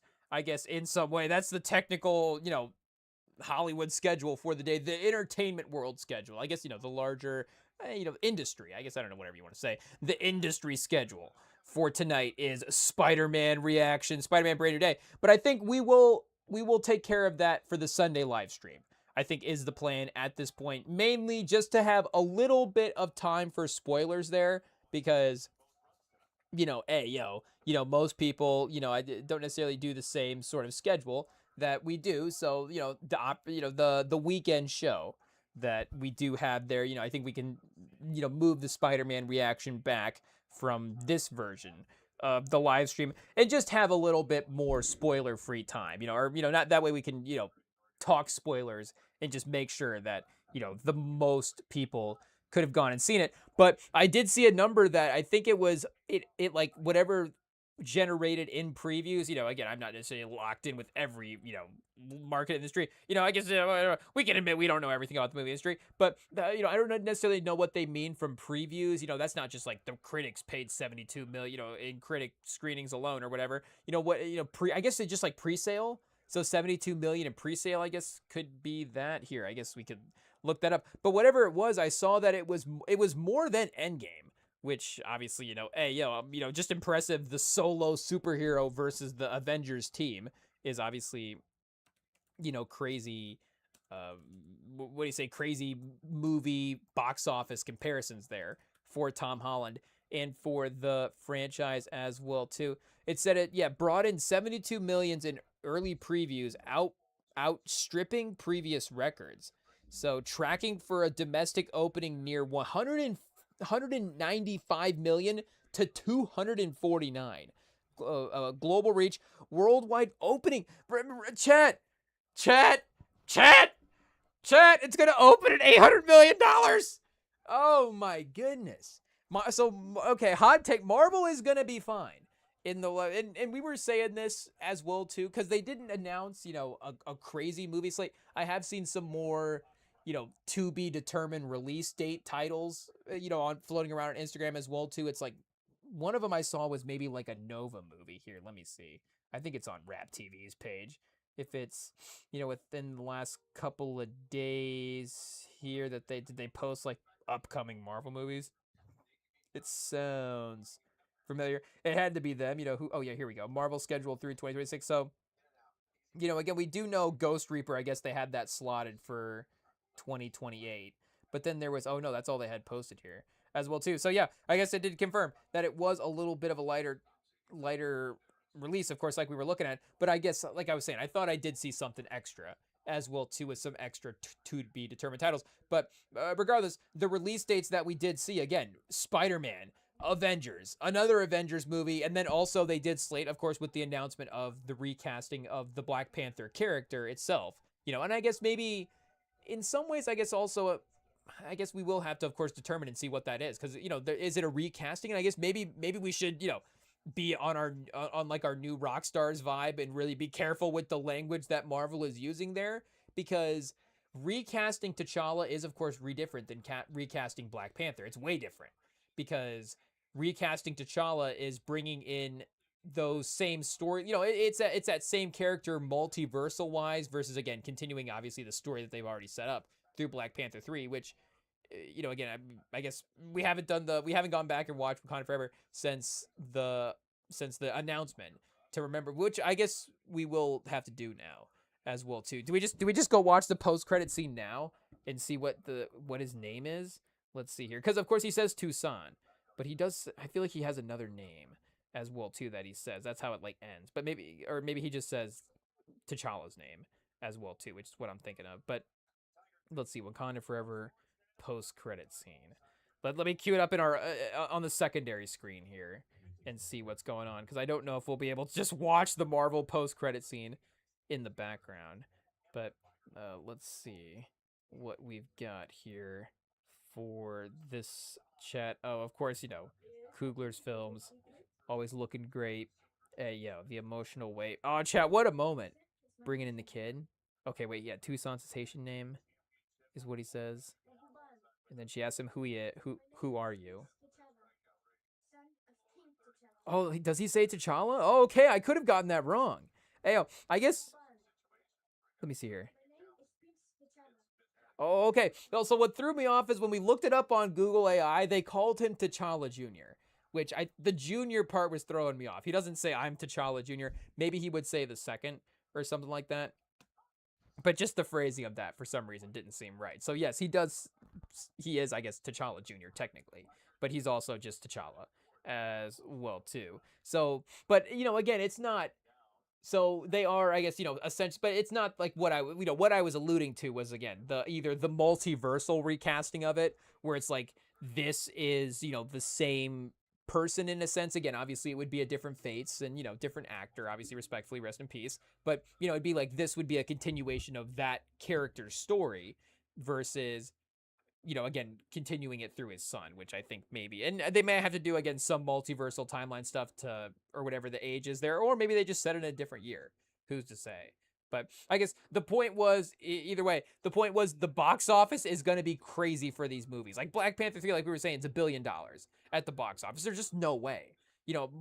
I guess even if Doomsday is bad, like how like Black Panther, and maybe this is why they can announce it as well too, because a lot of that story that they can set up and announce for a Marvel Comic-Con was already set up at the end of Wakanda Forever. Like we're saying, we already know that he has a kid, so that thought is already out there. So maybe this is a hint into some Battle World type multiversal stuff. Like maybe again, like the T'Challa there is the Black Panther, grown up in another world and when the universes collide or something. But I guess that would kind of just be like, that kid would still exist in the real Marvel world. So, he would still like, what happens when he grows up as well too. I guess does he just, become a civilian or something at that point? Who's to say? But I guess, he can't as well too, not the Marvel Cinematic Universe. Hey, like this, they're gonna call up this kid's gonna be the chosen one at some point. Like, they're gonna call upon this kid to save the world when he grows up at some point. So, he'll have to. But again, no pressure. But what are we saying for, again, the box office is going to be crazy. But I didn't think that Spider-Man could outgross Endgame. I guess, obviously the long-term, I guess you say like people on the second watches and stuff like that. But even just, people going to see it the first time, like just the run of that is, I think maybe could be a little longer for an Avengers movie. Oh, I guess Avatar, they did re-release it. And they obviously did that purposefully to just boost it back up over Endgame. Avatar: Way of Water is number 3 as well too. The movie from last year that was the highest grossing movie, Niza 2, is the number 4 movie all time. And then Titanic as well too, still sitting in the top 5, obviously pretty crazy. And then you start adjusting for inflation. You start getting like Gone with the Wind and stuff. People are watching that back in the day. But for again, obviously just the number that they did pull in, whatever that basic number is. Again, obviously Avengers Endgame is number 2. But I guess, and we are at a race here for a $3 billion movie. Like, I don't know if Doomsday has been in that conversation, because again, the Marvel, like the critic sense of the Marvel, like the critics were excited about Infinity War and the critics were excited about Endgame. The critics are not excited about Doomsday, and the fans are hesitant about Doomsday. I think the fans are excited about, again, just Marvel movies and the on screen and all that different stuff, and like we are, excited about the Russo brothers, excited about them working with Downey and Chris Evans and just recasting all, like, we're excited about that from a movie perspective. But obviously having to run it through a Marvel storyline, it's like, okay, how are they gonna pull this off, obviously? But maybe they are gonna be, in the conversation for a $3 billion movie. But maybe Spider-Man gets there. I don't know. I don't know. Maybe this guy can answer our question, chat. Let's see if we can get him in. Uh-oh. Uh-oh.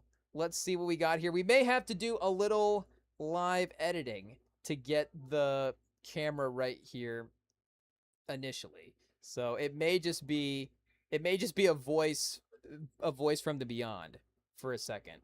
But we will, of course, IT will work hard, pause, and make sure to get the Rem and Sam professional setting going here. So here we'll do a little double duty real quick and see if we can get this all working and going. But it's time, chat. We had to do it at some point. We had to get him in for the summer check-in. It's been a minute, and there has been a lot of stuff that has happened as well too. It's one of the things that, especially, you're looking at the schedule a little bit, kind of looking at like what the summer schedule could be, just like, oh, what are we going to talk about? You never know what some of the news stories are going to be. Obviously, we had the World Cup, but then, get a LeBron free agency, get a bunch of other stuff. I mean, the Spurs taking us deep into the summer this year. So I don't even know like what the most interesting thing, from a sports standpoint you want to get to is, but it doesn't even matter as well too, because we just got to check in personally. So, how have you been doing? What's going on over there in the Bay? It's good to see you. Hey, it's good to see you too. Long time coming. Oh my goodness. It's been insane time. I guess personal life update. Sorry to all the people who, watch the pod and I've been Yeah, the fans are out. missing you. It's been kind of an update is started building my own coffee shop, with my wife. Oh, So found a space downtown and yeah, we're moving, building it up, all of it. So yeah, if you want to follow the journey, look up Tempo Vallejo on Instagram, TikTok, everything. We barely post because we're just so dead with our own jobs, but hoping to early 2027. It's been insane. It's been insane, and if there's any investors out there, anyone with a little money, little cash, hit the oh, DMs. But opportunities. Some you business know, opportunities. People, if you want to connect, slide in the DMs.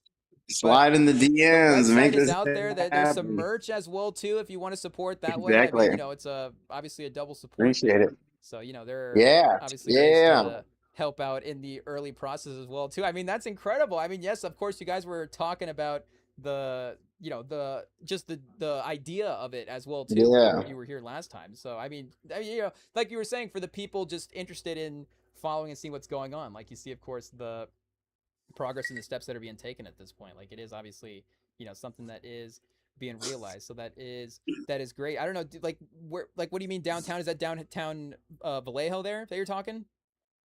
Yeah, so it's a historic downtown. The buildings here have been around for about 100 years, but it Ooh. is a really, they really try to upkeep the area, and it's near like the city hall, so it's a lot of the smaller businesses that are down in this area. And there's some places that serve coffee or coffee shops, but we're definitely like most centrally located in the area, and a lot of people don't, they're just like, oh my goodness, I can't wait to have coffee, and we're like, well, there's a coffee shop over there, but we're not going to tell you about it. So I think a lot of people are just can't wait for a space, and so yeah, no, it's been a whirlwind for sure, but I definitely seen you holding down the pod, and checking in, seeing all the new content you bring to each stream. I'm like, man, I gotta get back on and chat. I know it's just been so much to talk about. I actually have a whole list of things written down that I was like, okay, next time Sam Oh calls wow, in, like okay, we gotta make sure to go through these things. I mean, obviously a lot of them are NBA, but the World Cup did just happen, and obviously you are that's the true. soccer guy of the pod here, so I don't even really know what to ask about the World Cup because I'm not a soccer guy. But we had the incredible Messi run, and then your guy, of course, That's true. Yamin was the one that ultimately, of course, Hmm. was emerged the champion at the end. I guess was Argentina? Did they just like did Messi just kind of play bad in that last game, or were they just totally outmatched and it was just a miracle run that just came up short at the end? Right? Because I was watching that game, going like, I'm kind of a little disappointed here. I'm not gonna lie. Yeah, no, it was disappointing. I think even I mean, I have a boss who's an Argentina fan, and even she said she was really disappointed. So I think everyone was disappointed. I think it took them everything just to get to that point. You know, some of the earlier games, there was some help from FIFA. You know, in some of the later games, they had some bounces go their way. You know, I don't know what that Swiss guy was diving for. Like, there was definitely some breaks. They definitely got a little bit lucky. But in the end, they met the best team in the world. They were ranked number one. Spain's defense was unmatched, and they knew how to squeeze the life out of them. Knew how to strangle them, and they just continued to wear them out throughout the whole game and scored at the end. And you could see on the stats they had like Spain had like 11, 12 plus shots, and Argentina had zero. Yeah. Argentina really had zero. They were just emotionally tired. They were spent, and I mean, just to get to that point is a huge achievement. I think Messi's made it to like the final, like at least two out of last three out of the last four, or the last three times. Yeah, I'd say three of the last four World Cups he's made it to the final. And to go and win one, to have a gold ball in two of them, I want to say, either one or two, a golden boot for sure. It is a huge achievement. And, of course, I want to give a shout out to the MVPs, to Cape Verde and their goalkeeper, Yeah, he's a star. to Holland. I mean, Erling Holland really took a step up in this tournament. People started knowing about him. He's been a star, but love that he finally made it to the stage. I mean, Norway just couldn't get over the hump trying to qualify in Europe, but glad they expanded it and they made it, and they've always been a talented team. It's just, and I've been waiting for them to join. And shout out to them, and shout out to, of course, my personal favorite team is the Netherlands. I used to play with them a lot on FIFA, and now Okay, the they've video game definitely team. gotten older and slower. They should have beat Argentina last World Cup, but they got again bailed out by FIFA. But now, I mean, I think the backlash against Argentina has gone a little far. I think people, the fight afterwards was horrible. People handle it, but yeah, I don't know. I think Argentina got a little too much hate in the end. I think people were just ready to hate on them. And as a Chiefs fan, I know how it is. Either you would die the hero, or see yourself long enough to be Yeah. the villain. So I think they're in a similar situation.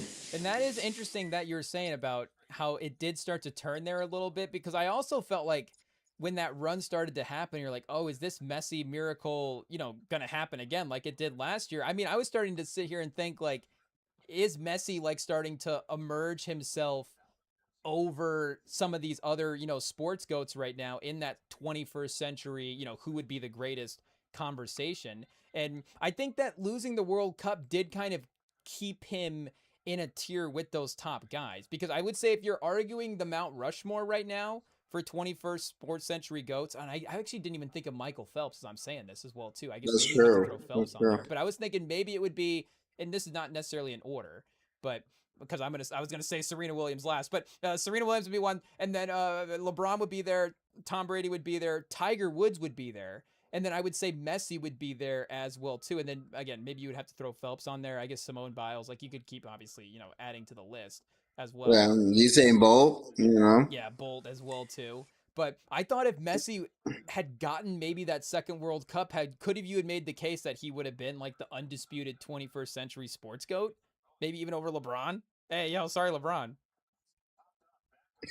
I mean, I think so. I mean, I love LeBron. I don't know if I don't know. Unfortunately, because of the championships, I don't know if you could ever put him that far above and beyond Like the that list you stuff. would some of the other players in other sports.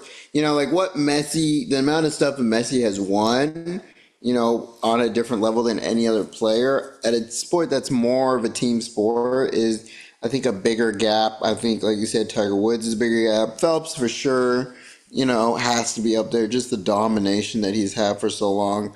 Um, and I don't know. I mean, yeah, maybe. I mean, Woods was like in the '90s as well.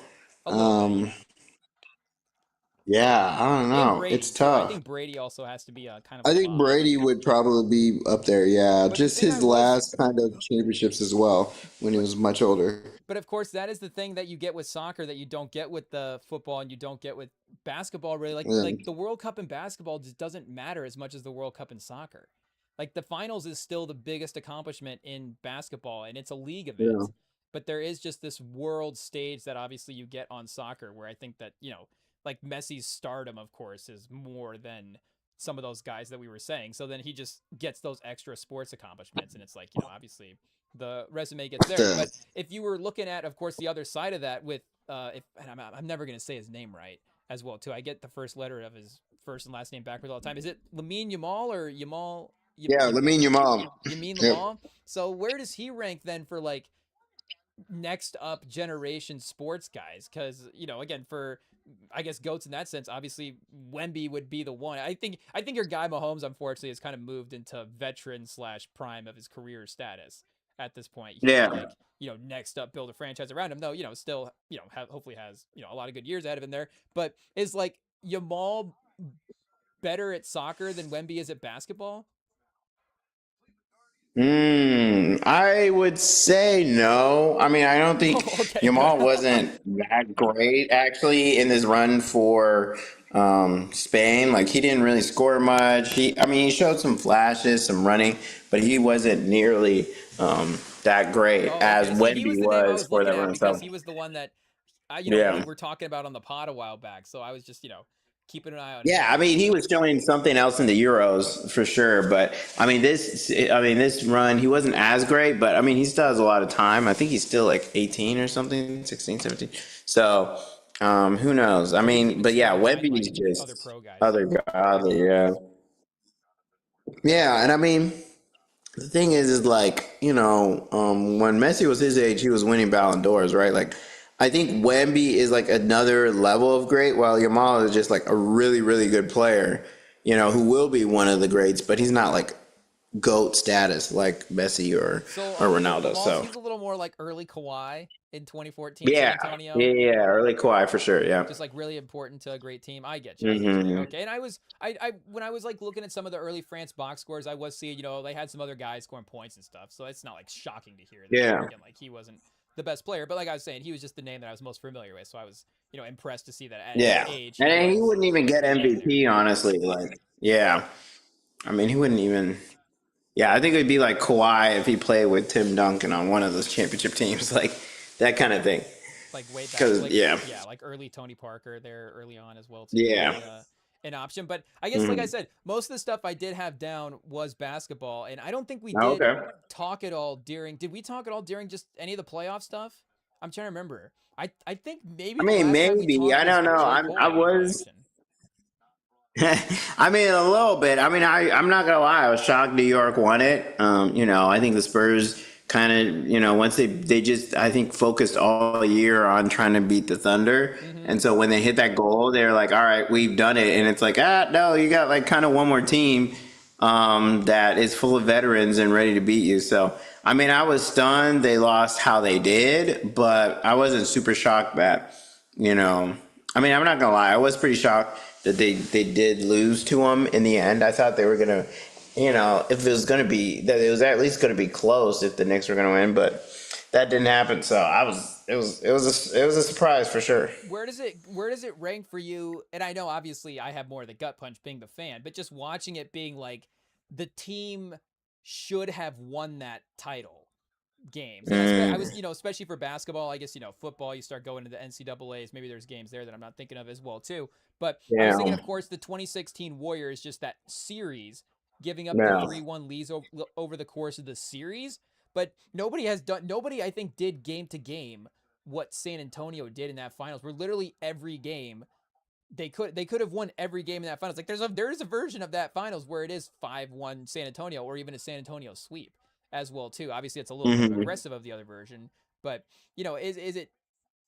is it difficult, like you're saying, to say that again, like the Spurs were the best team in the league last year, and I think that they did also, like you're saying as well too. Just you could see it after the Western Conference Finals, like just the emotion that they had in that moment. Like that Yeah. was just that goal to get back to OKC, and I mean that was definitely a little bit of a red flag as well too. But I know that you did have a little bit not losing a Super Bowl your first season rooting for Mahomes, but you did of course have losing that conference championship game early on, and then Yeah, that hurt. did lose a Super Bowl Tampa Bay there as well too.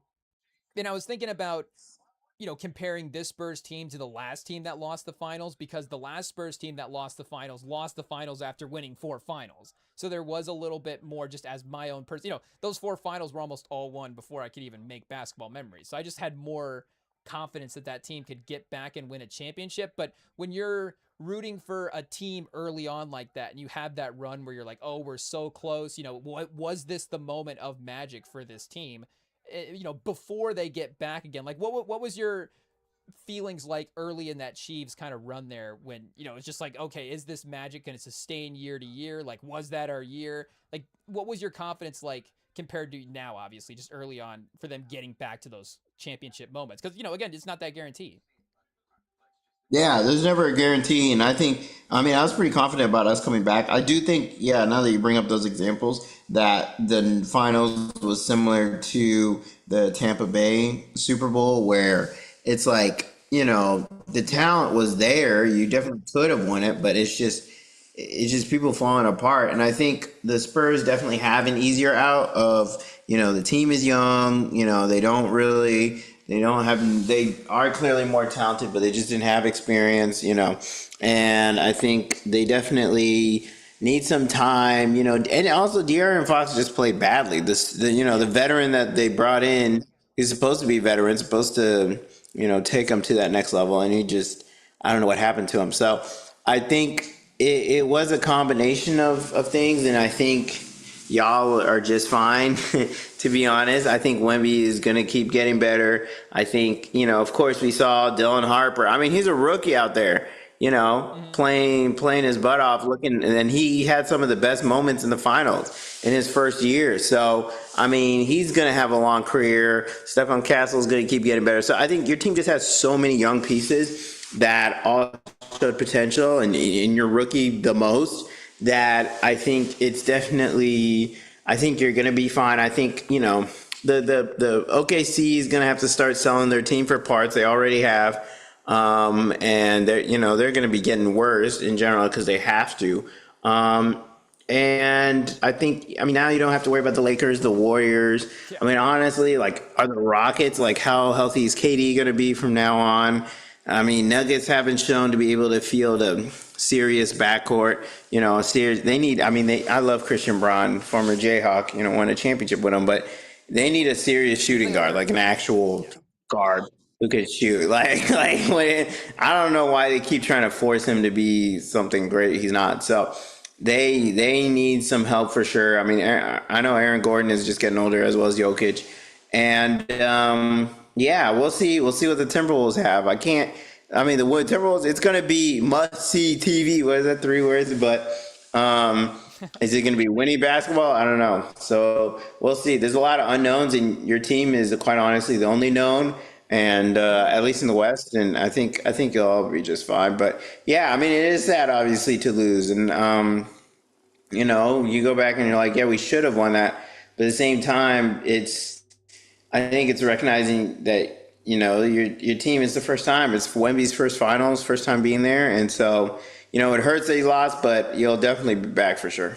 And that, you mentioned OKC. Of course, the earlier version of OKC with Durant, Westbrook, and James Harden is you would never say that's a worst case scenario for a franchise, but for a talented core, again, them not winning a title, that's, the sort of prime example of the not guarantee of getting back. So, that's just like the pessimistic version of it that I've been keeping in my mind this summer. But like you're kind of laying out in the West there, obviously. That is interesting because, of course, my San Antonio Spurs were the team that was a little bit affecting of keeping the Thunder away from winning the title there. And you would say, of course, Golden State would be that team eventually, and it was because Durant joined that team. But again, Durant joined the team, so the team that they were playing against, about as much as Golden State there during that Westbrook Durant run was San Antonio. And there isn't necessarily that veteran team like that right now. I mean, there could be just a different version of a competitive team as well too. Like you're saying, OKC's a young team, but then that could be Denver potentially with Jokic. But I guess I do like the way that you laid out the Western Conference there. That does make me definitely a little bit more confident. But you did mention Minnesota, and of course, the LeBron sweepstakes have also been. I gotta interrupt you, man. You're burying the lead. Whoa, what's the lead? You talking about LeBron going to the 76ers? What are we talking about? That's where I was going. Oh, okay. I was going LeBron. Yo, you said Minnesota, so I don't know where we're going. I was gonna get there. And I guess I'm maybe doing a little bit of our own, what I've been talking about here on the pod as well too, because I did start to have Minnesota sneaky high up on the list of maybe spots of where Mm. LeBron was going to go. So I was going to go, but obviously he did go to Philly at the end of the day. So like you're saying, that is the storyline. What was your personal, looking at it when he first announced, what was your personal assessment of the league at that time? Do you think that Philly ultimately is the best spot? Was there another, place that he should have gone there? Like, it just, going back in time, looking at the landscape, what did you think the LeBron, market maneuverability should have looked like there? Yeah, I mean, I think he clearly picked the best team. I think, maybe a decade ago or two, he would have gone to the Warriors, for the, theoretical most fun team. Maybe there's a world if Jaylen Brown stays with the Celtics, like he comes off the bench for them. I mean, it doesn't really make sense. It's kind of a massive lineup, but he could have. And I mean, I think the Celtics are kicking themselves in the foot now because he could have gone there, Do you think he actually and would have I played don't in know. Boston?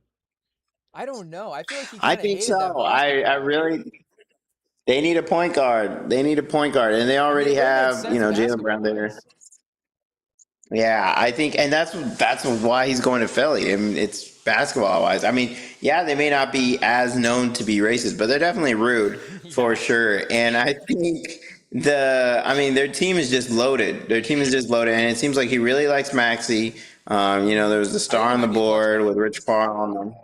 Yeah, I think there's a lot of love for Maxi, and as there should be. I think, which is better than the Celtics, is that there is that young energy. There is those young, Edgecombe. There's those guys who are hungry on that team, but they also have that experience. They have a Finals MVP in Jaylen Brown. They do have, like, of course, Embiid if he can stay healthy. Like, they do have that high end talent, that veteran talent, and so I do think this team is pretty primed to be good. I mean, LeBron James off the bench is insane. And we'll see how it goes. We'll see how it goes. I think Maxi needs the ball in his hands. I don't think LeBron should be playing point guard, and I That's kind of think what they're that's talking probably about what he though right won't. now. I know, but he's not going to be playing point guard, and that's the thing. Yeah, I you don't don't think think so? LeBron wants to in the clutch moments have to bring down the ball down the court. You know, he's just going to be passing it off for someone else. So I think it is easily the best team for him. I'm glad he made the right choice. I don't think the Heat, like any other choice, would have been either like for other things outside of basketball, but for Mm-hmm. on the court, most talent possible, widest range of talent possible. I think the 76ers are the team, and that's the one he went with. Outside of San Antonio, obviously basketball talent wise, 76ers made the most sense. But the thing that Well, I this mean, it's win now, right? Like, I mean, you want to. I mean, now he doesn't have to fight through the West. I mean, it's. I guess it's most of like what's the easiest win now yes. team. But I mean, I think when you start going down the roster of the two, like who has a better resume, I guess. And like Wemby, yes, Wemby is obviously the number one, but Jalen Brown and Embiid at their best is still better than any two man in San Antonio. Unfortunately, is what I believe. I know Dylan Harper may have the talent. Stephon Castle may get there at some point, but Jalen Brown and Embiid and their accolades are just too high, and that's because they're in their prime. And Embiid might be a little bit past it, and the Spurs aren't. And LeBron has known to be someone who's not really patient and not really waiting for people to grow up. So I think your Spurs are a little too young and still in the West, and in the East it's just a little bit easier right now. So you mentioned Joel and Jalen Brown as the combo there to be the sort of, building block combo.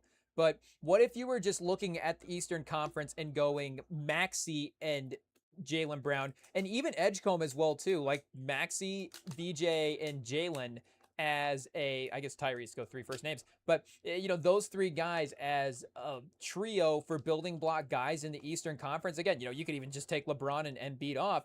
Pause. I think that might be the best trio in the East right now. And, just if you're obviously looking at the totality of it, Brunson and Tatum are probably going to be the two player. Maybe, yeah, Brunson and Tatum probably the right order because Brunson just won the title. Those two guys are going to be probably at the top of the Eastern Conference. But like you're saying, as a basketball situation, I think that, yeah, it made total sense for him to go there just from a roster standpoint because Yeah. I would take that trio this year to try to win the title in the Eastern Conference versus any other trio in the East. Am I crazy thinking that?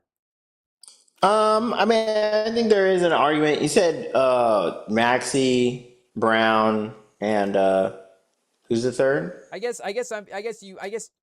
I guess Towns did play pretty good in the finals. So Towns, but that Yeah, third guy I for New mean, York, yeah, Brunson, Towns, Towns, OG. OG. It'd be like, could OG. VJ be better than OG? I guess maybe, Yeah, I Tyrese think over I don't Towns know. at that point I enough think to make up for Brunson and it's Jalen. close. Yeah, yeah, I think it is.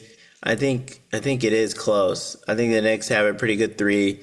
I think I'm But I trying to think who the Heat three is. Who's the third? Who's the third guy? And he is it Hero Bam and Giannis? Spolstra, You know. I don't know. Uh, Wait, who did they trade for Giannis? Did Hero go? yeah, Hero Hero went, went, right? Jaquez went, Okay. Casper Huh, Reddish jeez. went. They traded Yeah, Spolstra, most of their guys. Spolstra, Bam, and Giannis. There you go. Yeah, they might have to take Terry Rozier back from prison after call the league and be like, "Hey, can you get this guy to not Oh get gosh, suspended? probation. Yeah, we need You him to know, play. We actually we need can some work on roster depth." probation. So That's that, crazy.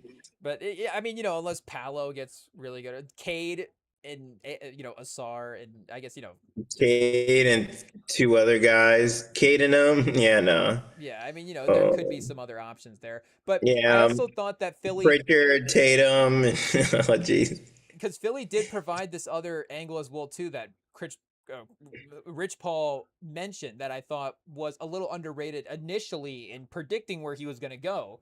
But he first said that if New York didn't win the title, that LeBron was going to go to New York, which of course, is that little seedling of that idea that he is still chasing those extra he's trying to maximize every single legacy point that he has left. And if he's going to win Yeah. it going I to mean, win it there's no way he would go out east if there was no connection to a big market. And so, yeah, he went from the second biggest market to the first biggest market. And a and also a title team, I drought. was thinking of Pritchard, Tatum, and Paul George at his best. Yeah, right now though, I mean Paul George is good, but he's at your best. You want him where he was at in Philly. Like you're like, oh, Paul George is the fourth man was not like ideal, but it's like okay, it's kind of working. Now it's like Yeah. okay, they traded him to be the second best guy on the team, so that might not work out the best. But the title drought I thought was the underrated thing there because that was the extra legacy. That was always the conversation was New York. Yeah. LeBron was going to go to New York and bring New York a title, and he can kind of do that in Philly. Like it's been 40 years since Philly won a title. Like they haven't been the lead, desperation franchise because the New York Knicks have been that.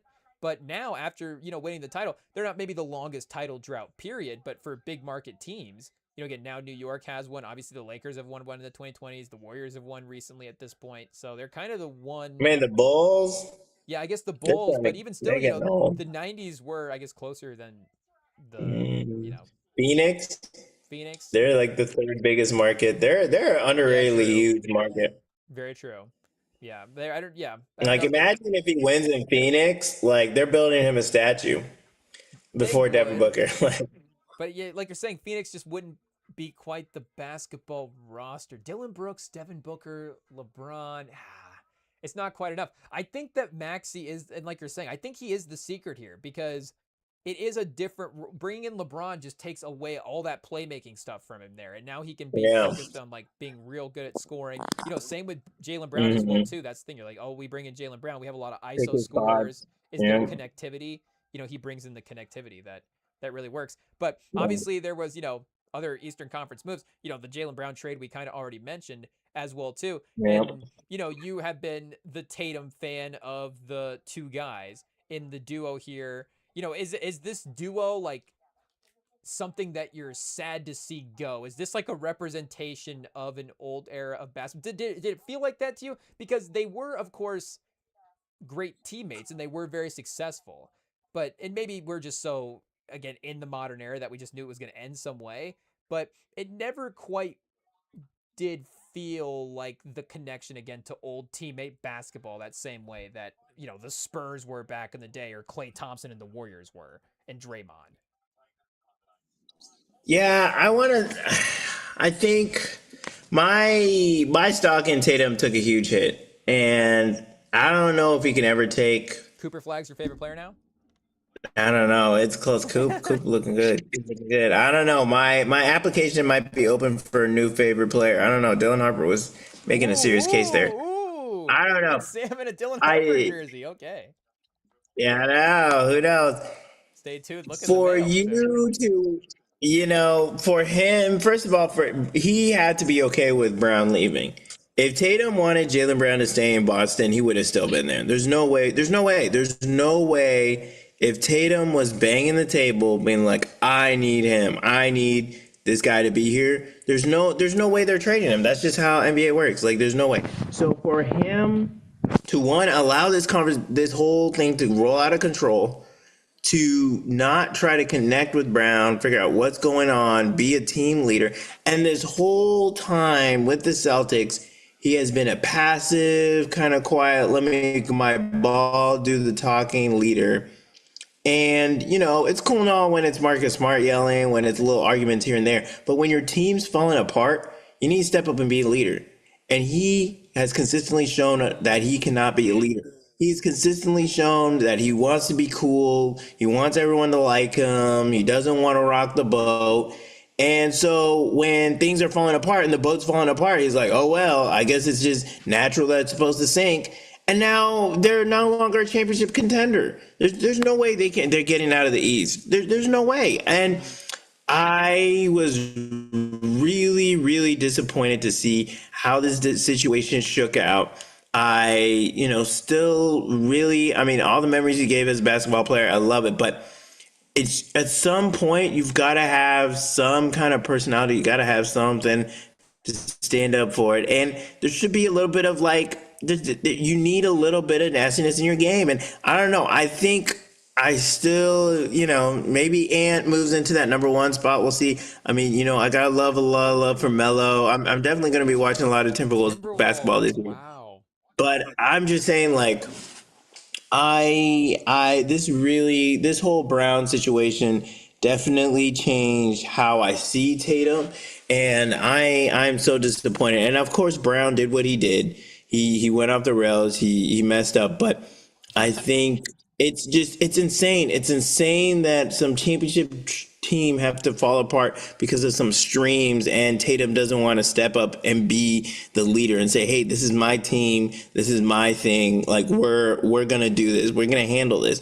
And that's what separates the good from the great. And Tatum, unfortunately, he's gonna end up in the Hall of Very Good. I think, he has so much talent. He's like the perfect embodiment of AAU kid. Like, I'm too cool for all this. I have talent. I can make stuff happen every once in a while, but when it really comes down to it, I don't have that nasty side to me. I don't really have that tenacity. I just, I don't really show myself. And so I'm really sad. Shout out Mama Tatum. I'm sorry for digging on your son, St. Louis boy. I love him. Love the documentary. I love him so much. But, sometimes you gotta have tough love, and you gotta be like, hey dog, like, you kind of gotta hit, you gotta knock Jaylen upside the head. Be like, what's going on? Like, I understand maybe you like this, but we can't be putting this out in the media. You just gotta figure it out. And he didn't. And now their whole team is on a different path. His whole career is on a different path. And I don't know if he realizes it. I don't know if he's like, yeah, I'll be fine. Me and PG-13 and Pritchard, yeah, we're just fine. And when they're out here struggling in the play-in, maybe he'll finally lock in. But yeah, I don't know. Tatum is not far and away my favorite player anymore. The first announcement on the pod, letting it out. We're looking right now. Ant is looking really good. He's been, those Obama clips are golden, legendary. That whole interview with Obama was great. I don't know. We're looking. The whole shoe campaign, I've shouted that out. I love him, and I think it's Adidas. And Yeah, I don't know. We're looking, but yeah, Tatum is it's bad. Wow, It's I bad. knew it was going to be a fiery return. I didn't know we were going to go all the way to Tatum is dropping off the best favorite players list. That is crazy. But Ant and LaMelo, so yeah, the Timberwolves, I guess, are going to be kind of team of the year for you. Yeah, for sure, for sure. I mean, I don't know if it's team of the year as in winning, but it's gonna be heck of fun. There's gonna be heck of lobs. They need to get that announcer over to the Timberwolves also.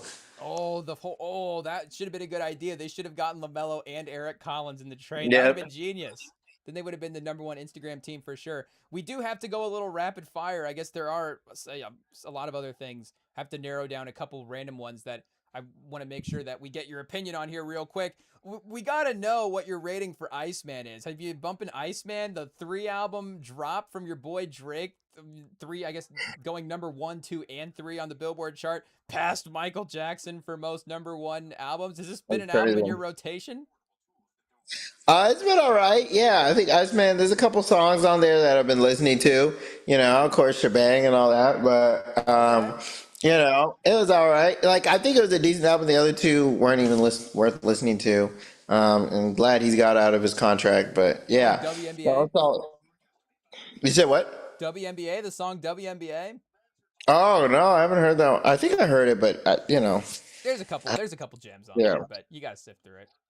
yeah, that's true. That's true. Speaking of the WNBA, aren't they in the playoffs right now? Are they getting close? I think they're getting close. They just had the All-Star break and I had the All-Star break on at one when it was on, Oh and yeah. I think the announcer said out of the All-Star break 17 games were left. So I don't know how many they've played since then.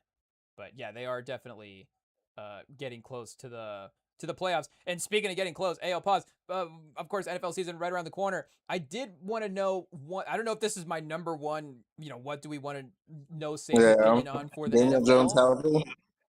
But this I did have this down as like I do want to know your take. I don't know if we've gotten your opinion on Mendoza yet as a quarterback. Of course, number 1 overall Mm, pick, the transformation that they had over at Indiana. They did just name Cousins the starter. Of course, we know how that's going to play out. It's just the initial yeah.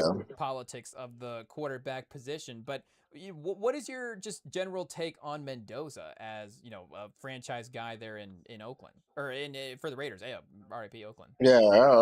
I mean, I think, having some Raiders fans in my life, I think they're Shout out pretty to Blake. excited. I think they're moderately excited. You don't want to get too hyped for it because, obviously number one pick coming off a championship, So and it's winning not the like Heisman and Andrew everything. Luck level excitement. It's not like we No, have the guy. I don't think so. I mean, I think it's tough with Mendoza because it was all in one year. It was a Joe Burrow situation, and we Okay. kind of got to see if you can do it on the NFL stage.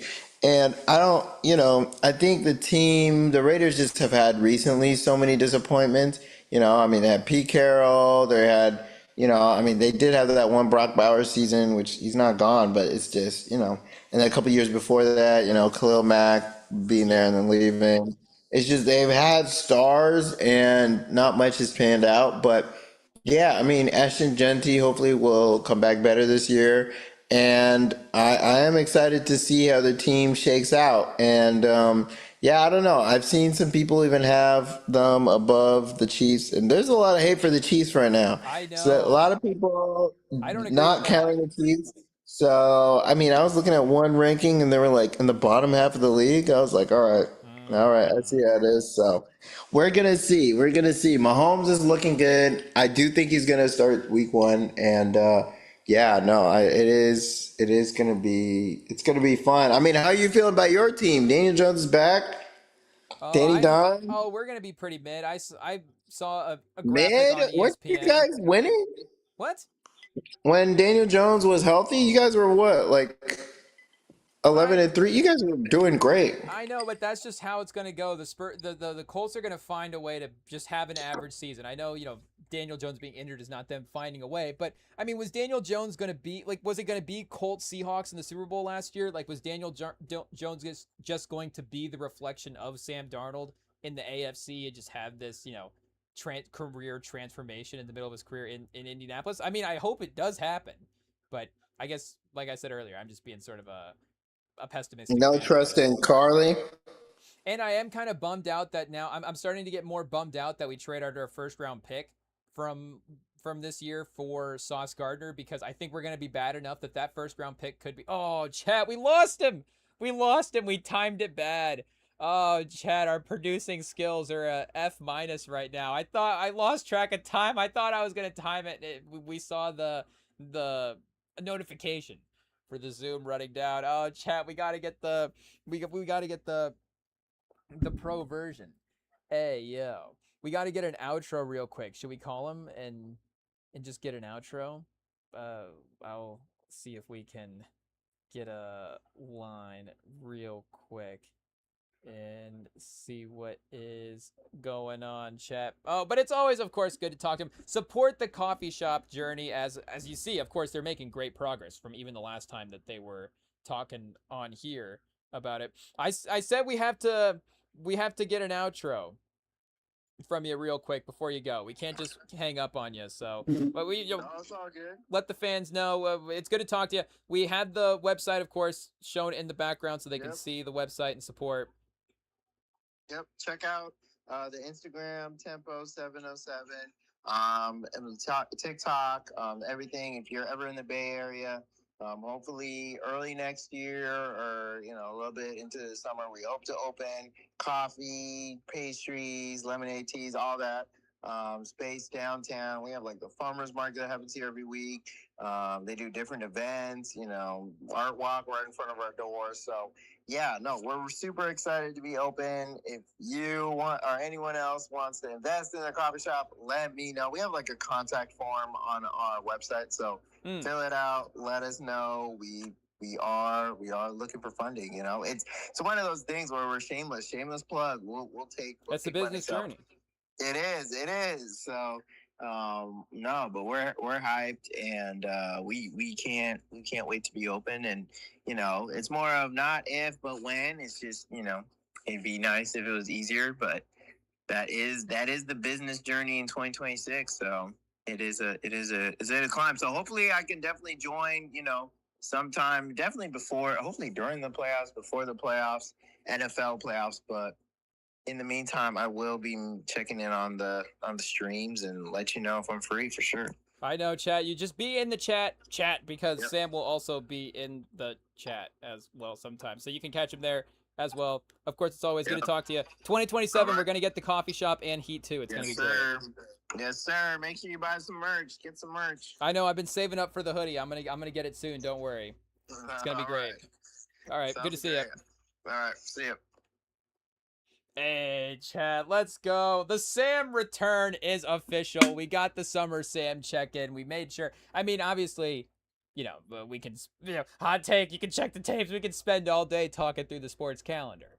But, we had a couple of the main topics to get through. I mean, we could have even talked about this baseball game that's going on in the background right now. The Tigers just giving it to the A's 13-1.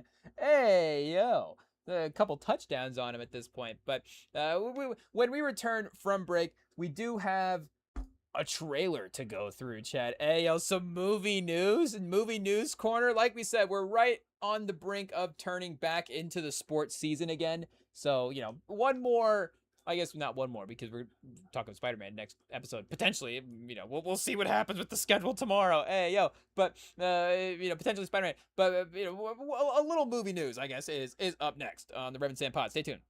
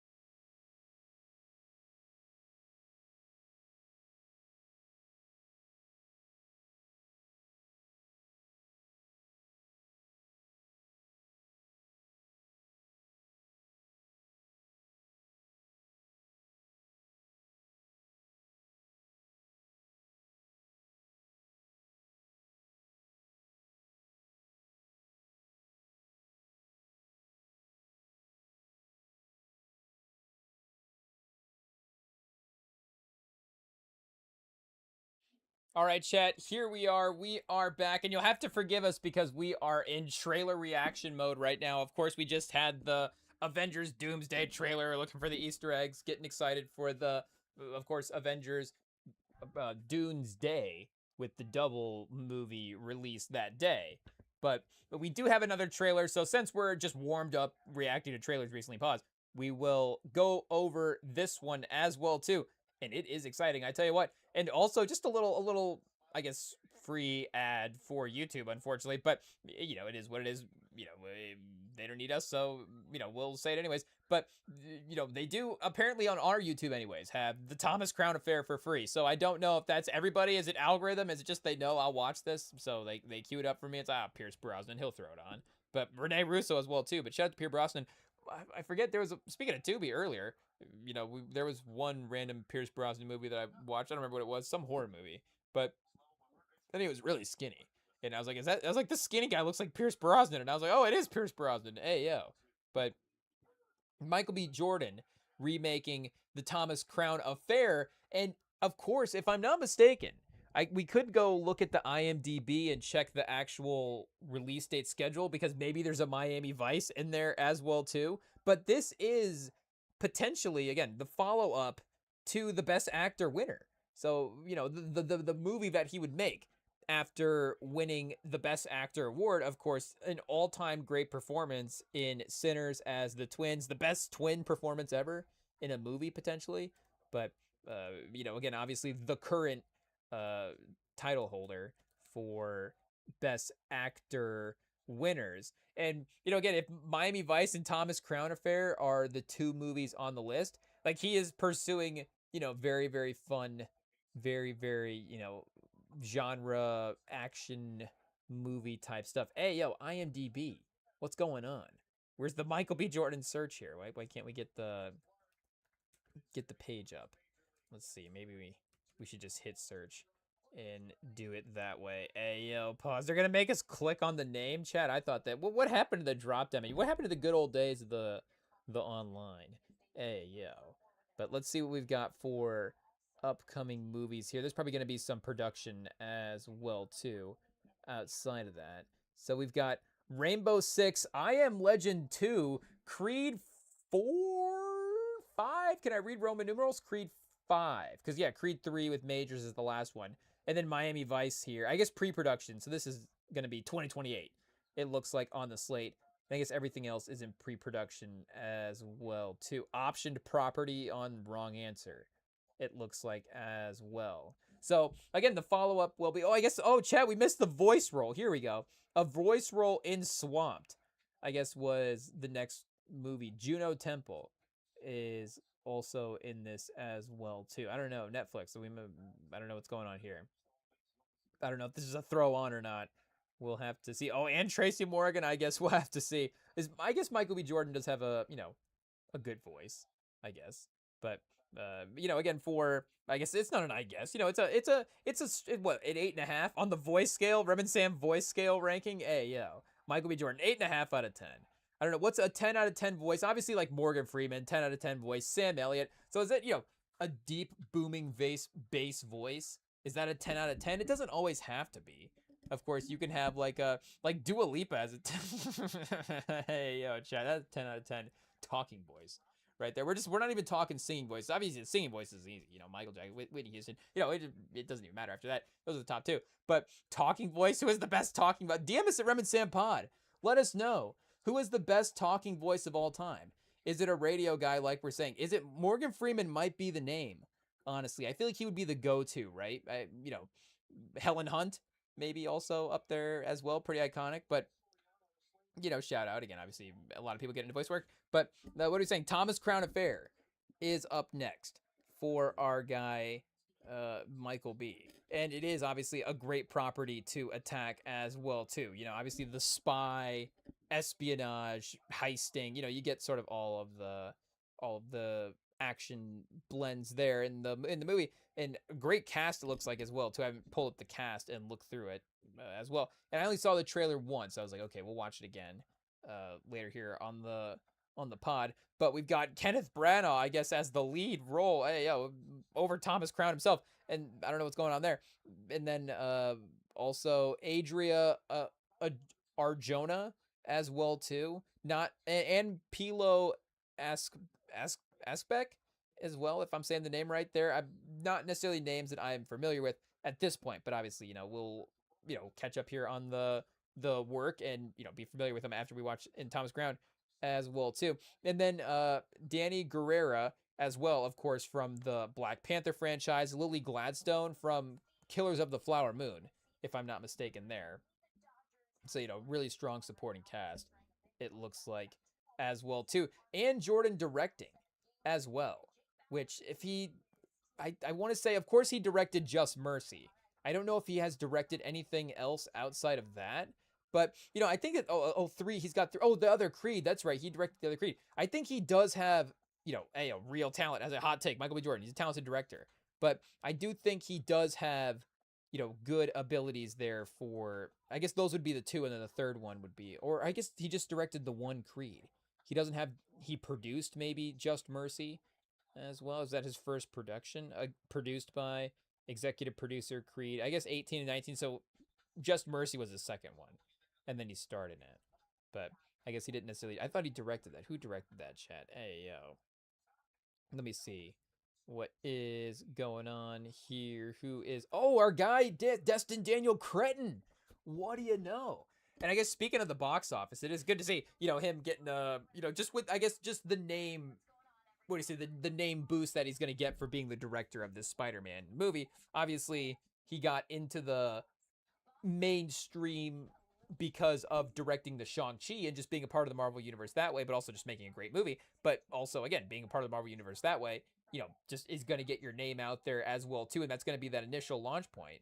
But Spider-Man is, of course, that extra step up franchise as well, too. Iron Man, Captain America, Spider-Man, I guess if they ever redid a Captain America movie, but Captain America, I guess, got to that point as well too, where the Russo brothers, and still kind of are the lead Avengers guys. Of course, Destin Daniel Cretton is kind of maybe the next up guy as well too. I think at this point, maybe Sam Raimi would have been the backup. I don't know. I guess, again, they did have Cretton scheduled to do the Kang the Conqueror movie. I guess I was gonna say the Kang Wars. I forget. Kang Dynasty, was that what it just called? Kang Dynasty maybe. But he was scheduled to do that, and then obviously they pivoted away to Avengers, and then Russo style remake. Let's remake Endgame or remake Infinity War.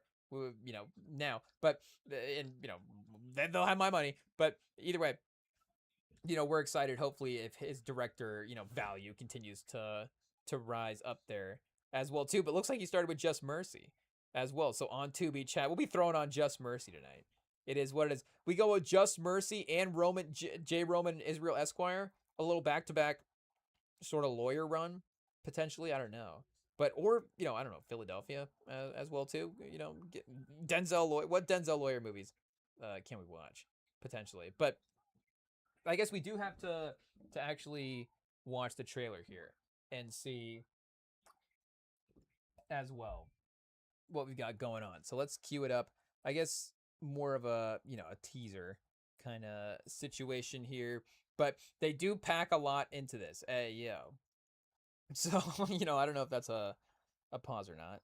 But it does, of course, give us quite a good look at what we are going to have here. So, and, immediately a great soundtrack as well, too. We haven't done a soundtrack check to see if this is an original or if they're taking a song from something else, and we just need to add it into the playlist already. And chat, you can add the Academy Award winner Michael B on the title card. That's honestly the craziest. That's the coolest thing that you can throw on there as well too. That's incredible. But and is that 1-for-1 on the nominations as well too? Because I'm trying to think. It's not like not to say this in a bad way, but it's not like for Sinners that was, if I'm remembering correctly, did he have an Academy nom beforehand? But, you had Delroy and obviously, had other Academy nominations there that you could have pointed to in the advertisements. Hey, yo, as the teaser just initially rolls by, we'll watch it a couple times. It is what it is. But Kenneth Branagh, he does love a good skyscraper action movie, it looks like. The MGM Lion is back, chat. Hey, yo, it feels like it's been a minute since we've had a good MGM trailer. I don't know. I could be wrong.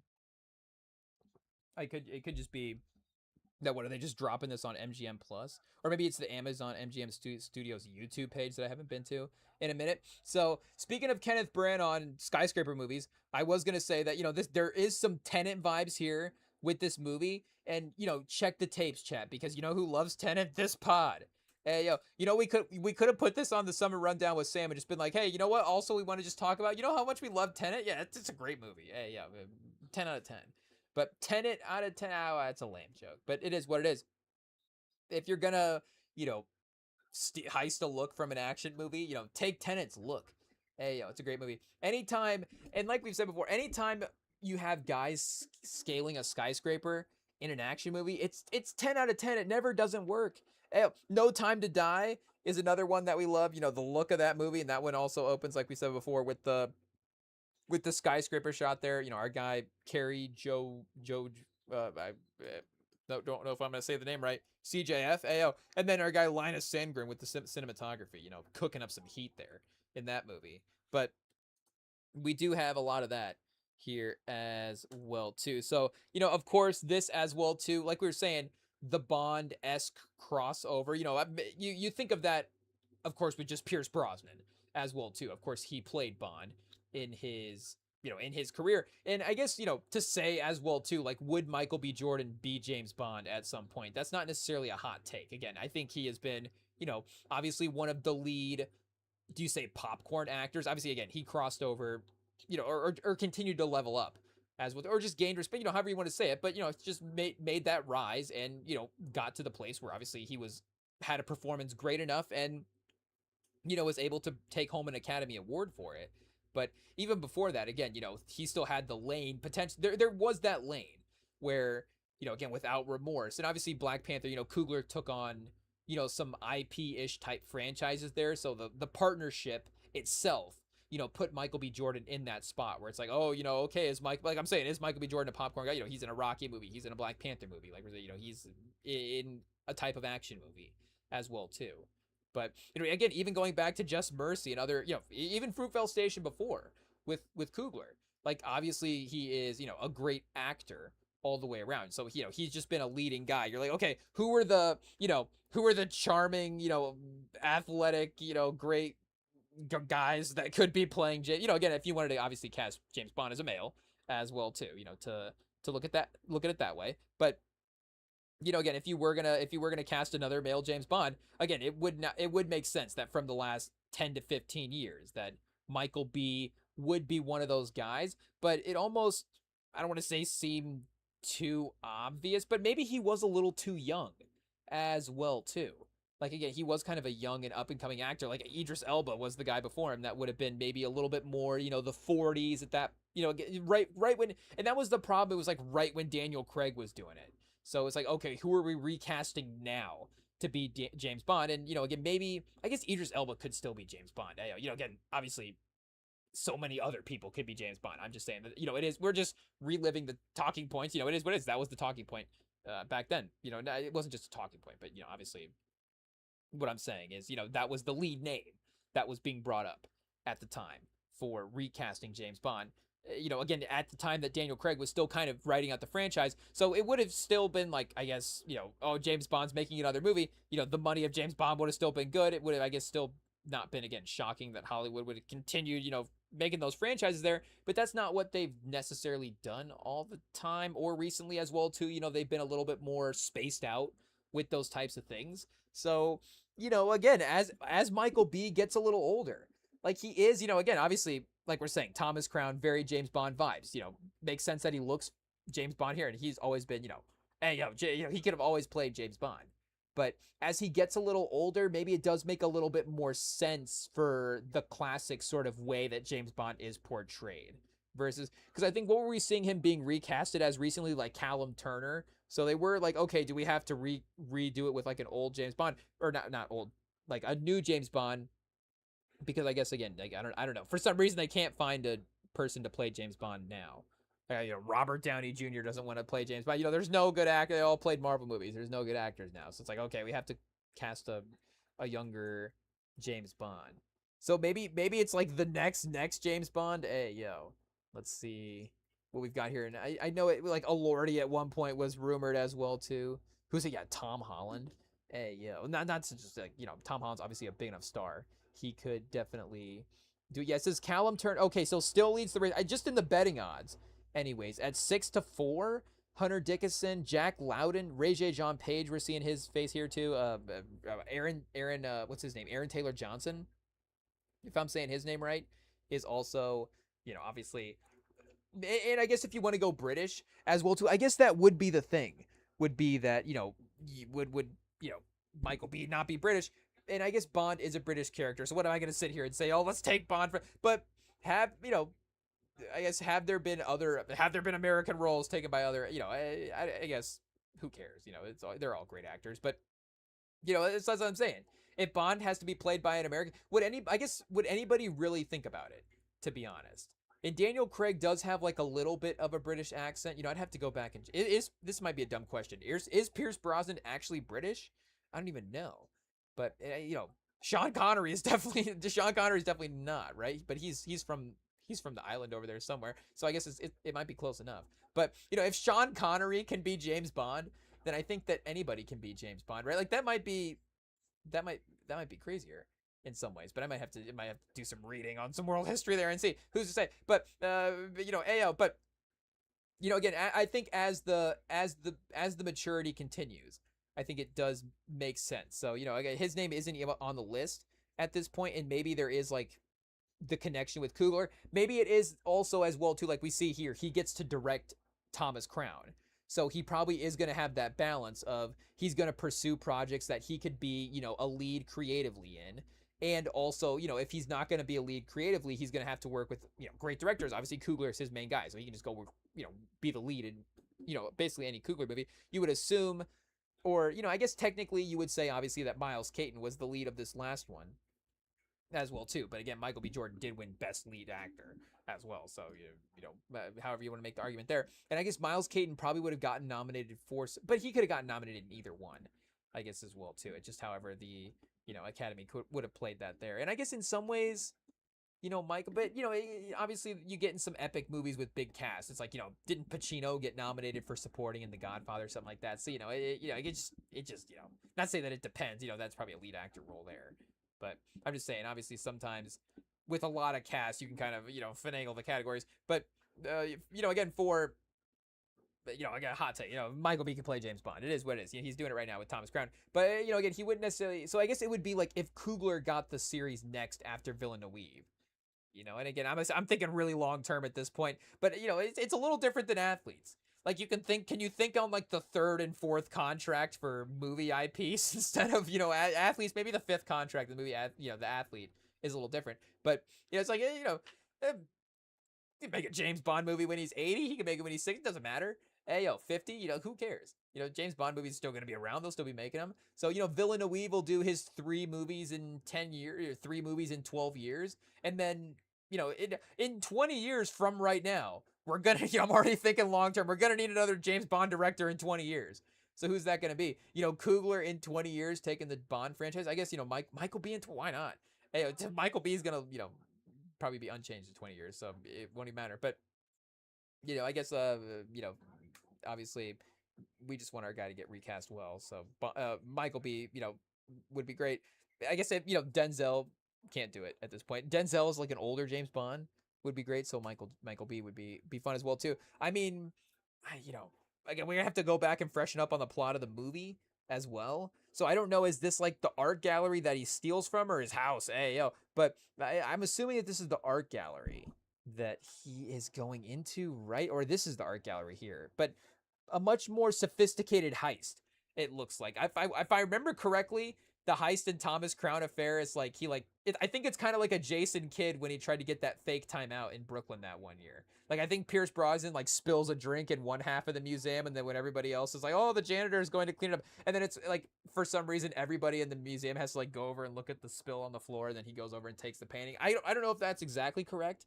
We could go back and look up the plot, but I think it is a little bit simpler than what we're seeing here. We are seeing, again, him scaling stuff. Where's some Mission Impossible, again, some Tenet vibes here with the harness and, scaling up that way. But the leather gloves as well too, and doing it all in a suit is a good, mix as well too. Again, Tenet, they're in more tactical gear, I guess. So he doesn't, he just goes in with the suit. Even in Mission Impossible, Ethan, I almost called him Ethan Hawke. What's his name? Ethan Hunt. Hey, Ethan Hawke as Mission Impossible would have been sick. Honestly, sorry to Tom Cruise. Ethan Hawke? Is Ethan Hawke a better actor than Tom Cruise? Can we just drop that hot take in here that late? I don't even know. But what are we saying hey, I've focused on the hot take there for a second. Ethan Hunt at least he would like have the suit he would like reveal the suit later at some point. He'd like rip off his tactical gear and he'd be like, I've been in a suit the whole time. Bond again would maybe do that a little bit as well too. Thomas Crown, he's like, no, I am just in a suit the whole time. It is what it is. But a couple different looks here for Michael B as well too. I guess maybe this would be the house. I don't know if like the black tie event that maybe he would be going to would be sort of the tux, but then the dinner party maybe is the he's got the LeBron James draft suit. I guess, is this a modern day? It does look like with the cars here, it is not going to be set in 2026, though. Again, it does look pretty modern. Maybe they're just racing older cars. It's just the style of racing that they're into. So again, I don't know who Kenneth Branagh is supposed to be in the new movie, if he's a new character or not. They don't have any other character names listed besides Thomas Crown's name. So, again, I don't know what they're doing in terms of redos there. I guess, obviously we know that the one female lead that they had listed here, the one actor lead that they had listed here, Adria Arjona, is probably going to play the Rene Russo part. So, or, again, it could be Lily Gladstone as well too, could be Danny Guerrera as well, but I'm just going by the way they have it listed here on the IMDb, that I'm assuming that's how it be. And I guess from the trailer that we watched earlier, that since they were interacting more as well too, it seemed like their interactions were definitely going that way. So, again, but I don't know name wise, what they're redoing there as well too. Is this an Iron Man situation? Does like the Mandalorian pop out on the racetrack and Thomas Crown have to get him there? I guess I'm not a car guy, Mike, so I don't know what we got going on here. I just know they go fast. But this red one does look like it could be a little bit older. I guess maybe that's the style, the old versus the new, and they're racing here at some point. So is Michael B probably, because the whole point is he puts it back, right? He steals it and then he puts it back. Hey, he just steals for the love of the game. So I don't know if maybe this version he'll take the painting. I'm not sure, but maybe that's what it is he's just like trying to prove himself to this guy and some mentor figure in some ways, because you see the celebration of him there. He obviously passed him at that point, or got past the finish line, because you get the cheering and there's no car next to him. So we go back to that still here real quick. So yeah, Kenneth Branagh, he's nowhere to be seen. It could be like literally like a Cars Pixar situation. Kenneth Branagh could have crashed in the background. Lightning McQueen just out for the count. And I guess I don't remember the rest of the cars in that, so I don't know who Michael B would be, but could be taking something from there. So he's higher up the skyscraper now. He is is this like is he laser cutting the glass, or is this maybe the security for the painting? We do love a good laser maze. If you do have to navigate, if you like, okay, let me reveal the hidden lasers that are in this room, because they're never hidden at first. They're always secret. You see the painting out there and you're like, wait, and then somebody goes to walk down the hallway to get the painting. You have to hold them back. You're like, no, don't go down. It's rigged. They have the security traps. Then you have to hack into the system and reveal the lasers and then climb through. But I don't know if that's what we got going here. But it is pause. It is moving. So, and there's the painting. He made it past the lasers, I guess, and is at the painting in the office. See, I guess, so the painting is in an office this time, is maybe the twist. Again, I will be queuing up Thomas Crown Affair, I guess, right after Just Mercy. It's going to be a long night. We'll be up all night. Thomas Crown Affair and Just Mercy. But little Michael B study. I guess little Michael B film room. But what are we saying for Thomas Crown Affair? Again, I think it is in a museum that he steals from, but maybe there's multiple set piece steals from, but maybe the main one this time he's heisting it from a penthouse office, scaling it up that way. That would be a fun take on this. So this might be his house. A Michael B workout scene. I'm assuming there was a couple shirtless Pierce Brosnan scenes. So I guess, I actually, there's a couple of, I think co-ed shirtless scenes there. But again, I think Pierce Brosnan is the main lead. Did he ever just like rip out like 25 push-ups in a movie scene? I don't know if he was a big workout in a movie guy necessarily. We may have to do that at some point. The workout, who are the number one workout in a movie rankings? Again, Michael B is definitely chasing number one at this point, because you have now a training montage in Creed. You have, I guess, like the fights in Black Panther, more action scenes. He doesn't really have like a training sequence in Black Panther. But I guess between now Thomas Crown Affair and Creed alone, again, a couple Creed movies, is I'm thinking one property versus, a couple movies.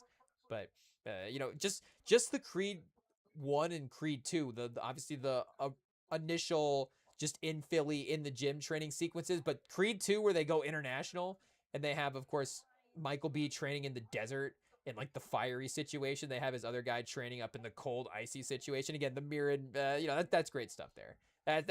Mike, that's great filmmaking. I tell you what, you want to know how to make a film? Watch the Creed franchise. Honestly, and again, Coogler with Creed 1, but like we talked about, Creed 2, underrated, great stuff right there. But especially the training sequences. But and I'm trying to think, like, what's the weak part of the movie? Like, where did that movie, go? It didn't go wrong. It's a great movie. It's great all the way through. But again, either way, I guess this is a better look at the cars here. So yeah, some old Ferrari. I'm guessing Ferrari versus a Ford versus Ferrari. I think a Porsche versus Ferrari is what we're getting here. We have a number. Oh, so this is probably the scene leading into the scene that we saw earlier with Michael B celebrating. So we've got Michael B takes Kenneth Branagh and flips his car off the side of the wall here. Very dangerous. I would assume Kenneth Branagh probably climbs out like coughing a little bit, unscathed. Just kind of limping off the side, and just his car just blows up in the background. But obviously, in real life, I think that this would be like a disaster event. This would be like an F1. Brad Pitt just shows up in this movie with a fire hydrant. Like, I can't let Kenneth Branagh die. Hey, yo. Shout out, though. Brad Pitt, obviously, a good man. And then, speaking of Lightning McQueen, stealing storyline, they're like, F1, let's make cars in real life. Brad Pitt's Lightning McQueen. He's going to go back and save Damson Idris. But, spoiler alert. Hey, yo. Oh, no, it's Michael B. Oh, look at the reveal. Hey, yo, I got the cars wrong. It is what it is. So, I guess, does he win? Does he win later in the movie? But that looked like it was actually more, I guess, like a real race. And the Kenneth Branagh scene that maybe he won was on the practice track that they were running around earlier. Who's to say? But we got the continued walk-up shot here. Okay, the painting is going into a package. Oh, you see he's got the okay. We got a couple different looks, I guess, for Michael B. A little Michael B. fashion show there. So he is rolling the painting up into some type of like high-tech, painting roll-up device, I guess. Almost like a reverse printer. It seems like the device itself is absorbing the painting. Hey, yo. So I don't know who Thomas Crown's tech guy is. Yeah, because there's no hand here guiding it in. So that probably works as well too. A nice even roll going into going into the container there, right into the backpack or some type of sheath situation. So yeah, he is. You can see either some type of security situation here in the ceiling, or just the cool lights as well too. But it is maybe hidden off away instead of, like, again, displayed in a museum. So this is just, I guess we get casual Friday version of Michael B's look here. Oh, we missed it, chat. Hey, yo. It is what it is. Okay, can we sneaky go back here and see what we've got going on? We've got a camouflage tie blending in. I think that is like a sneaky look that Michael B does pull sometimes. Oh, chat, we did it again. Hey, okay, we'll get third time's a charm. Let's see if we can get it here on the third time. Maybe not. Okay, chat, if we don't get it, then it's just not meant to be. It is what it is. Oh, boom. Okay, perfect. So the monochromatic suit, or not suit, but the monochromatic shirt and tie. I think maybe he did this on a couple red carpets for the Sinners look. So I don't know. The reception to those looks. He's like, oh, let's just run it back for the movie. But it does look good. It does look good. It's not something that I have seen like replicated a lot, but it is pretty replicable. Again, for like what are moves that people are making on red carpets that, you can translate, you can do this. Hey, yo, I don't know. Maybe matching the shirt and tie again that perfectly is difficult if you're just buying stuff off the rack and trying to pair it together. But, again, it is possible if you're going, not patterns and crazy stuff. You're just trying to pair up some colors. Like it could work. The sort of, built-in shirt pocket situation here is pretty cool as well too. Not gonna lie. But yeah, obviously blending in with the environment as well too. Camouflage, I guess, is this his, is this sort of his, what do you say? Because he's the business action guy, so him blending into the environment. I guess in this way, the clothes kind of matching the set design in a way. But maybe I don't know. We're not smart enough. I can almost read into it in a film school type of way, but not quite enough. Hey yo. But there's their kind of almost like Sinners homage-esque type of look in a way. Again, the jacket vibe, again, him emerging out of the bushes when he's at the end scene there, getting his revenge on the guys that went back to the juke joint. This is kind of, at least given that. We'll see if maybe he has a machine gun buried in the ground here somewhere as well too, or if he just rips a line of cocaine before walking through here. But I don't know. So here he is on the boat, I guess, as well. Obviously, I'm assuming Italy just by judging by the soundtrack as well too. And art, we got architecture here. It's just Mediterranean vibes. It is what it is. But I guess him and the lady hanging out there. Okay, it's getting steamy. I guess what do you go to the Thomas Crown Affair for, right? Okay, we're getting distracted by some of these other scenes. Let's see what we got here. We got to break down these action scenes, right? But okay, him still walking through. It looks like he maybe has turned a corner now in his walk around scene. He was walking up a more like Titanic-esque main staircase, but this does look like maybe that staircase could be like off down to the left. It looks like, because this is a wall right here. Hot take. We really know our architecture. It does look like this opens up, or a wall to the right. Yeah, we don't know our directions, but we know our architecture. Wall to the right, opening to the left. Pause. So it looks like he goes up the stairs and to the left. If we're breaking down the movements here from our guy Thomas Crown. Okay, what's the shadows there? Is really what we need to see what is going on. Okay, so some fights in the background. I guess we do look like it is a little bit more of a, what do you say, shabbier environment. Like it's not the skyscraper that he was in. We've got wood paneling here on the side. We've got some type of metal situation, holding this all together. Obviously, the door on the outside as well too. It's probably not a balcony. It could be, but I doubt it. Is there something in the reflection here as well too? This could be outside, but is this like a TV in the reflection? Are they playing Tubi here as well? Who's to say? But okay, we got a nice fight here with a single light. This is pretty cool. I do like, who doesn't like a good open room, nothing around type of fight? You do have the doors, so I guess, this looks like the museum back here. Maybe this is, again, earlier him breaking into that painting. I guess maybe the painting's not in a skyscraper. Maybe it's in the back room of a museum somewhere instead of out in display. Oh, okay, we got a better look at the room fight here, this shot. Oh, okay, so we do have paintings up on the wall. I guess, is this a fireplace on the side? This could, of course, be Thomas Crown's home, but this could be like the Skyfall house as well, too. Does he have to return back to his own home to defend the people chasing off his own painting? I'm not sure, but it looks like maybe there's a little attempt at Michelangelo here on the side. We did have Misery on within the past couple of months. There is a Michelangelo joke we could make, but I don't know if it'll age well. But if just I guess watch Misery and figure it out. But I guess it can slip by you, but just there's a Sistine Chapel line in there. But maybe not Michelangelo here, but I guess I don't know where this is. Obviously not the Sistine Chapel as well. Maybe a therapy session for our guy Thomas Crown, I guess. But the movie does start with an interview style setup. Is it like No Way Out? Is it him at therapy, or is it him confessing to the crime? Is it like PI? I don't think he's confessing. Maybe it's therapy. I don't know. We're not going to spoil the plot again and look it up. But this could be the movie start here, where he's talking like this is why I steal. It's what it's what excites me. It's what he does. Pause. Again, he just steals for the love of the game. Just because he can take the high art and he's good enough to do it. is the reason. It's the craft of it. He is Thomas Crown is really kind of like a Neil McCall type of guy. Like he really is, again, about the discipline of it all.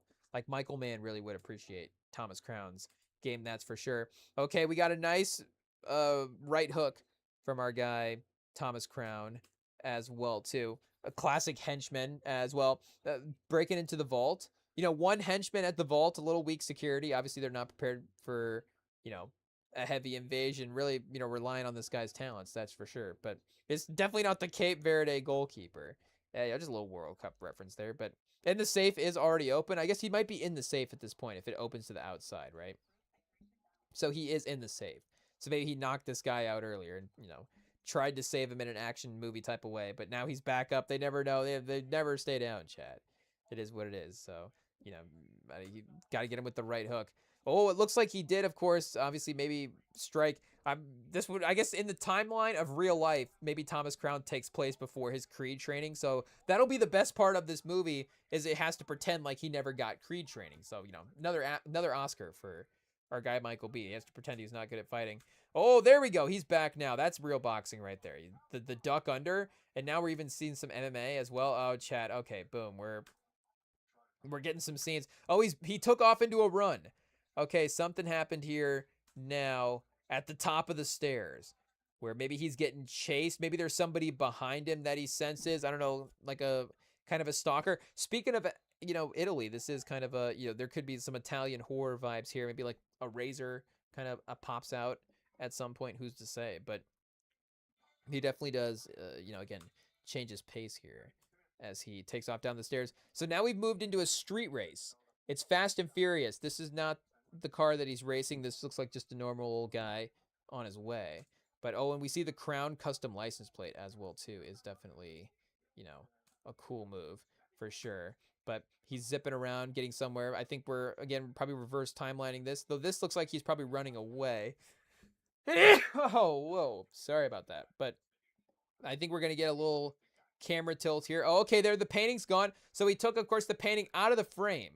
Left the frame, I guess, framing jobs, they're not cheap. So if you can just take the frame as well too, why not? But, it is a little bit more to carry as well. I'm sure, the money he saves on the art, he can probably, make up for in the frame. Obviously, the frame's mounted to the wall as well too. You try to peel the frame off and now there's like some wood on the back. That's, pause. Hey, yo, whoa. What do we do? Now, that's the moment where we have to go, chat. There's always a moment at the end of the live stream where we're like, that's it.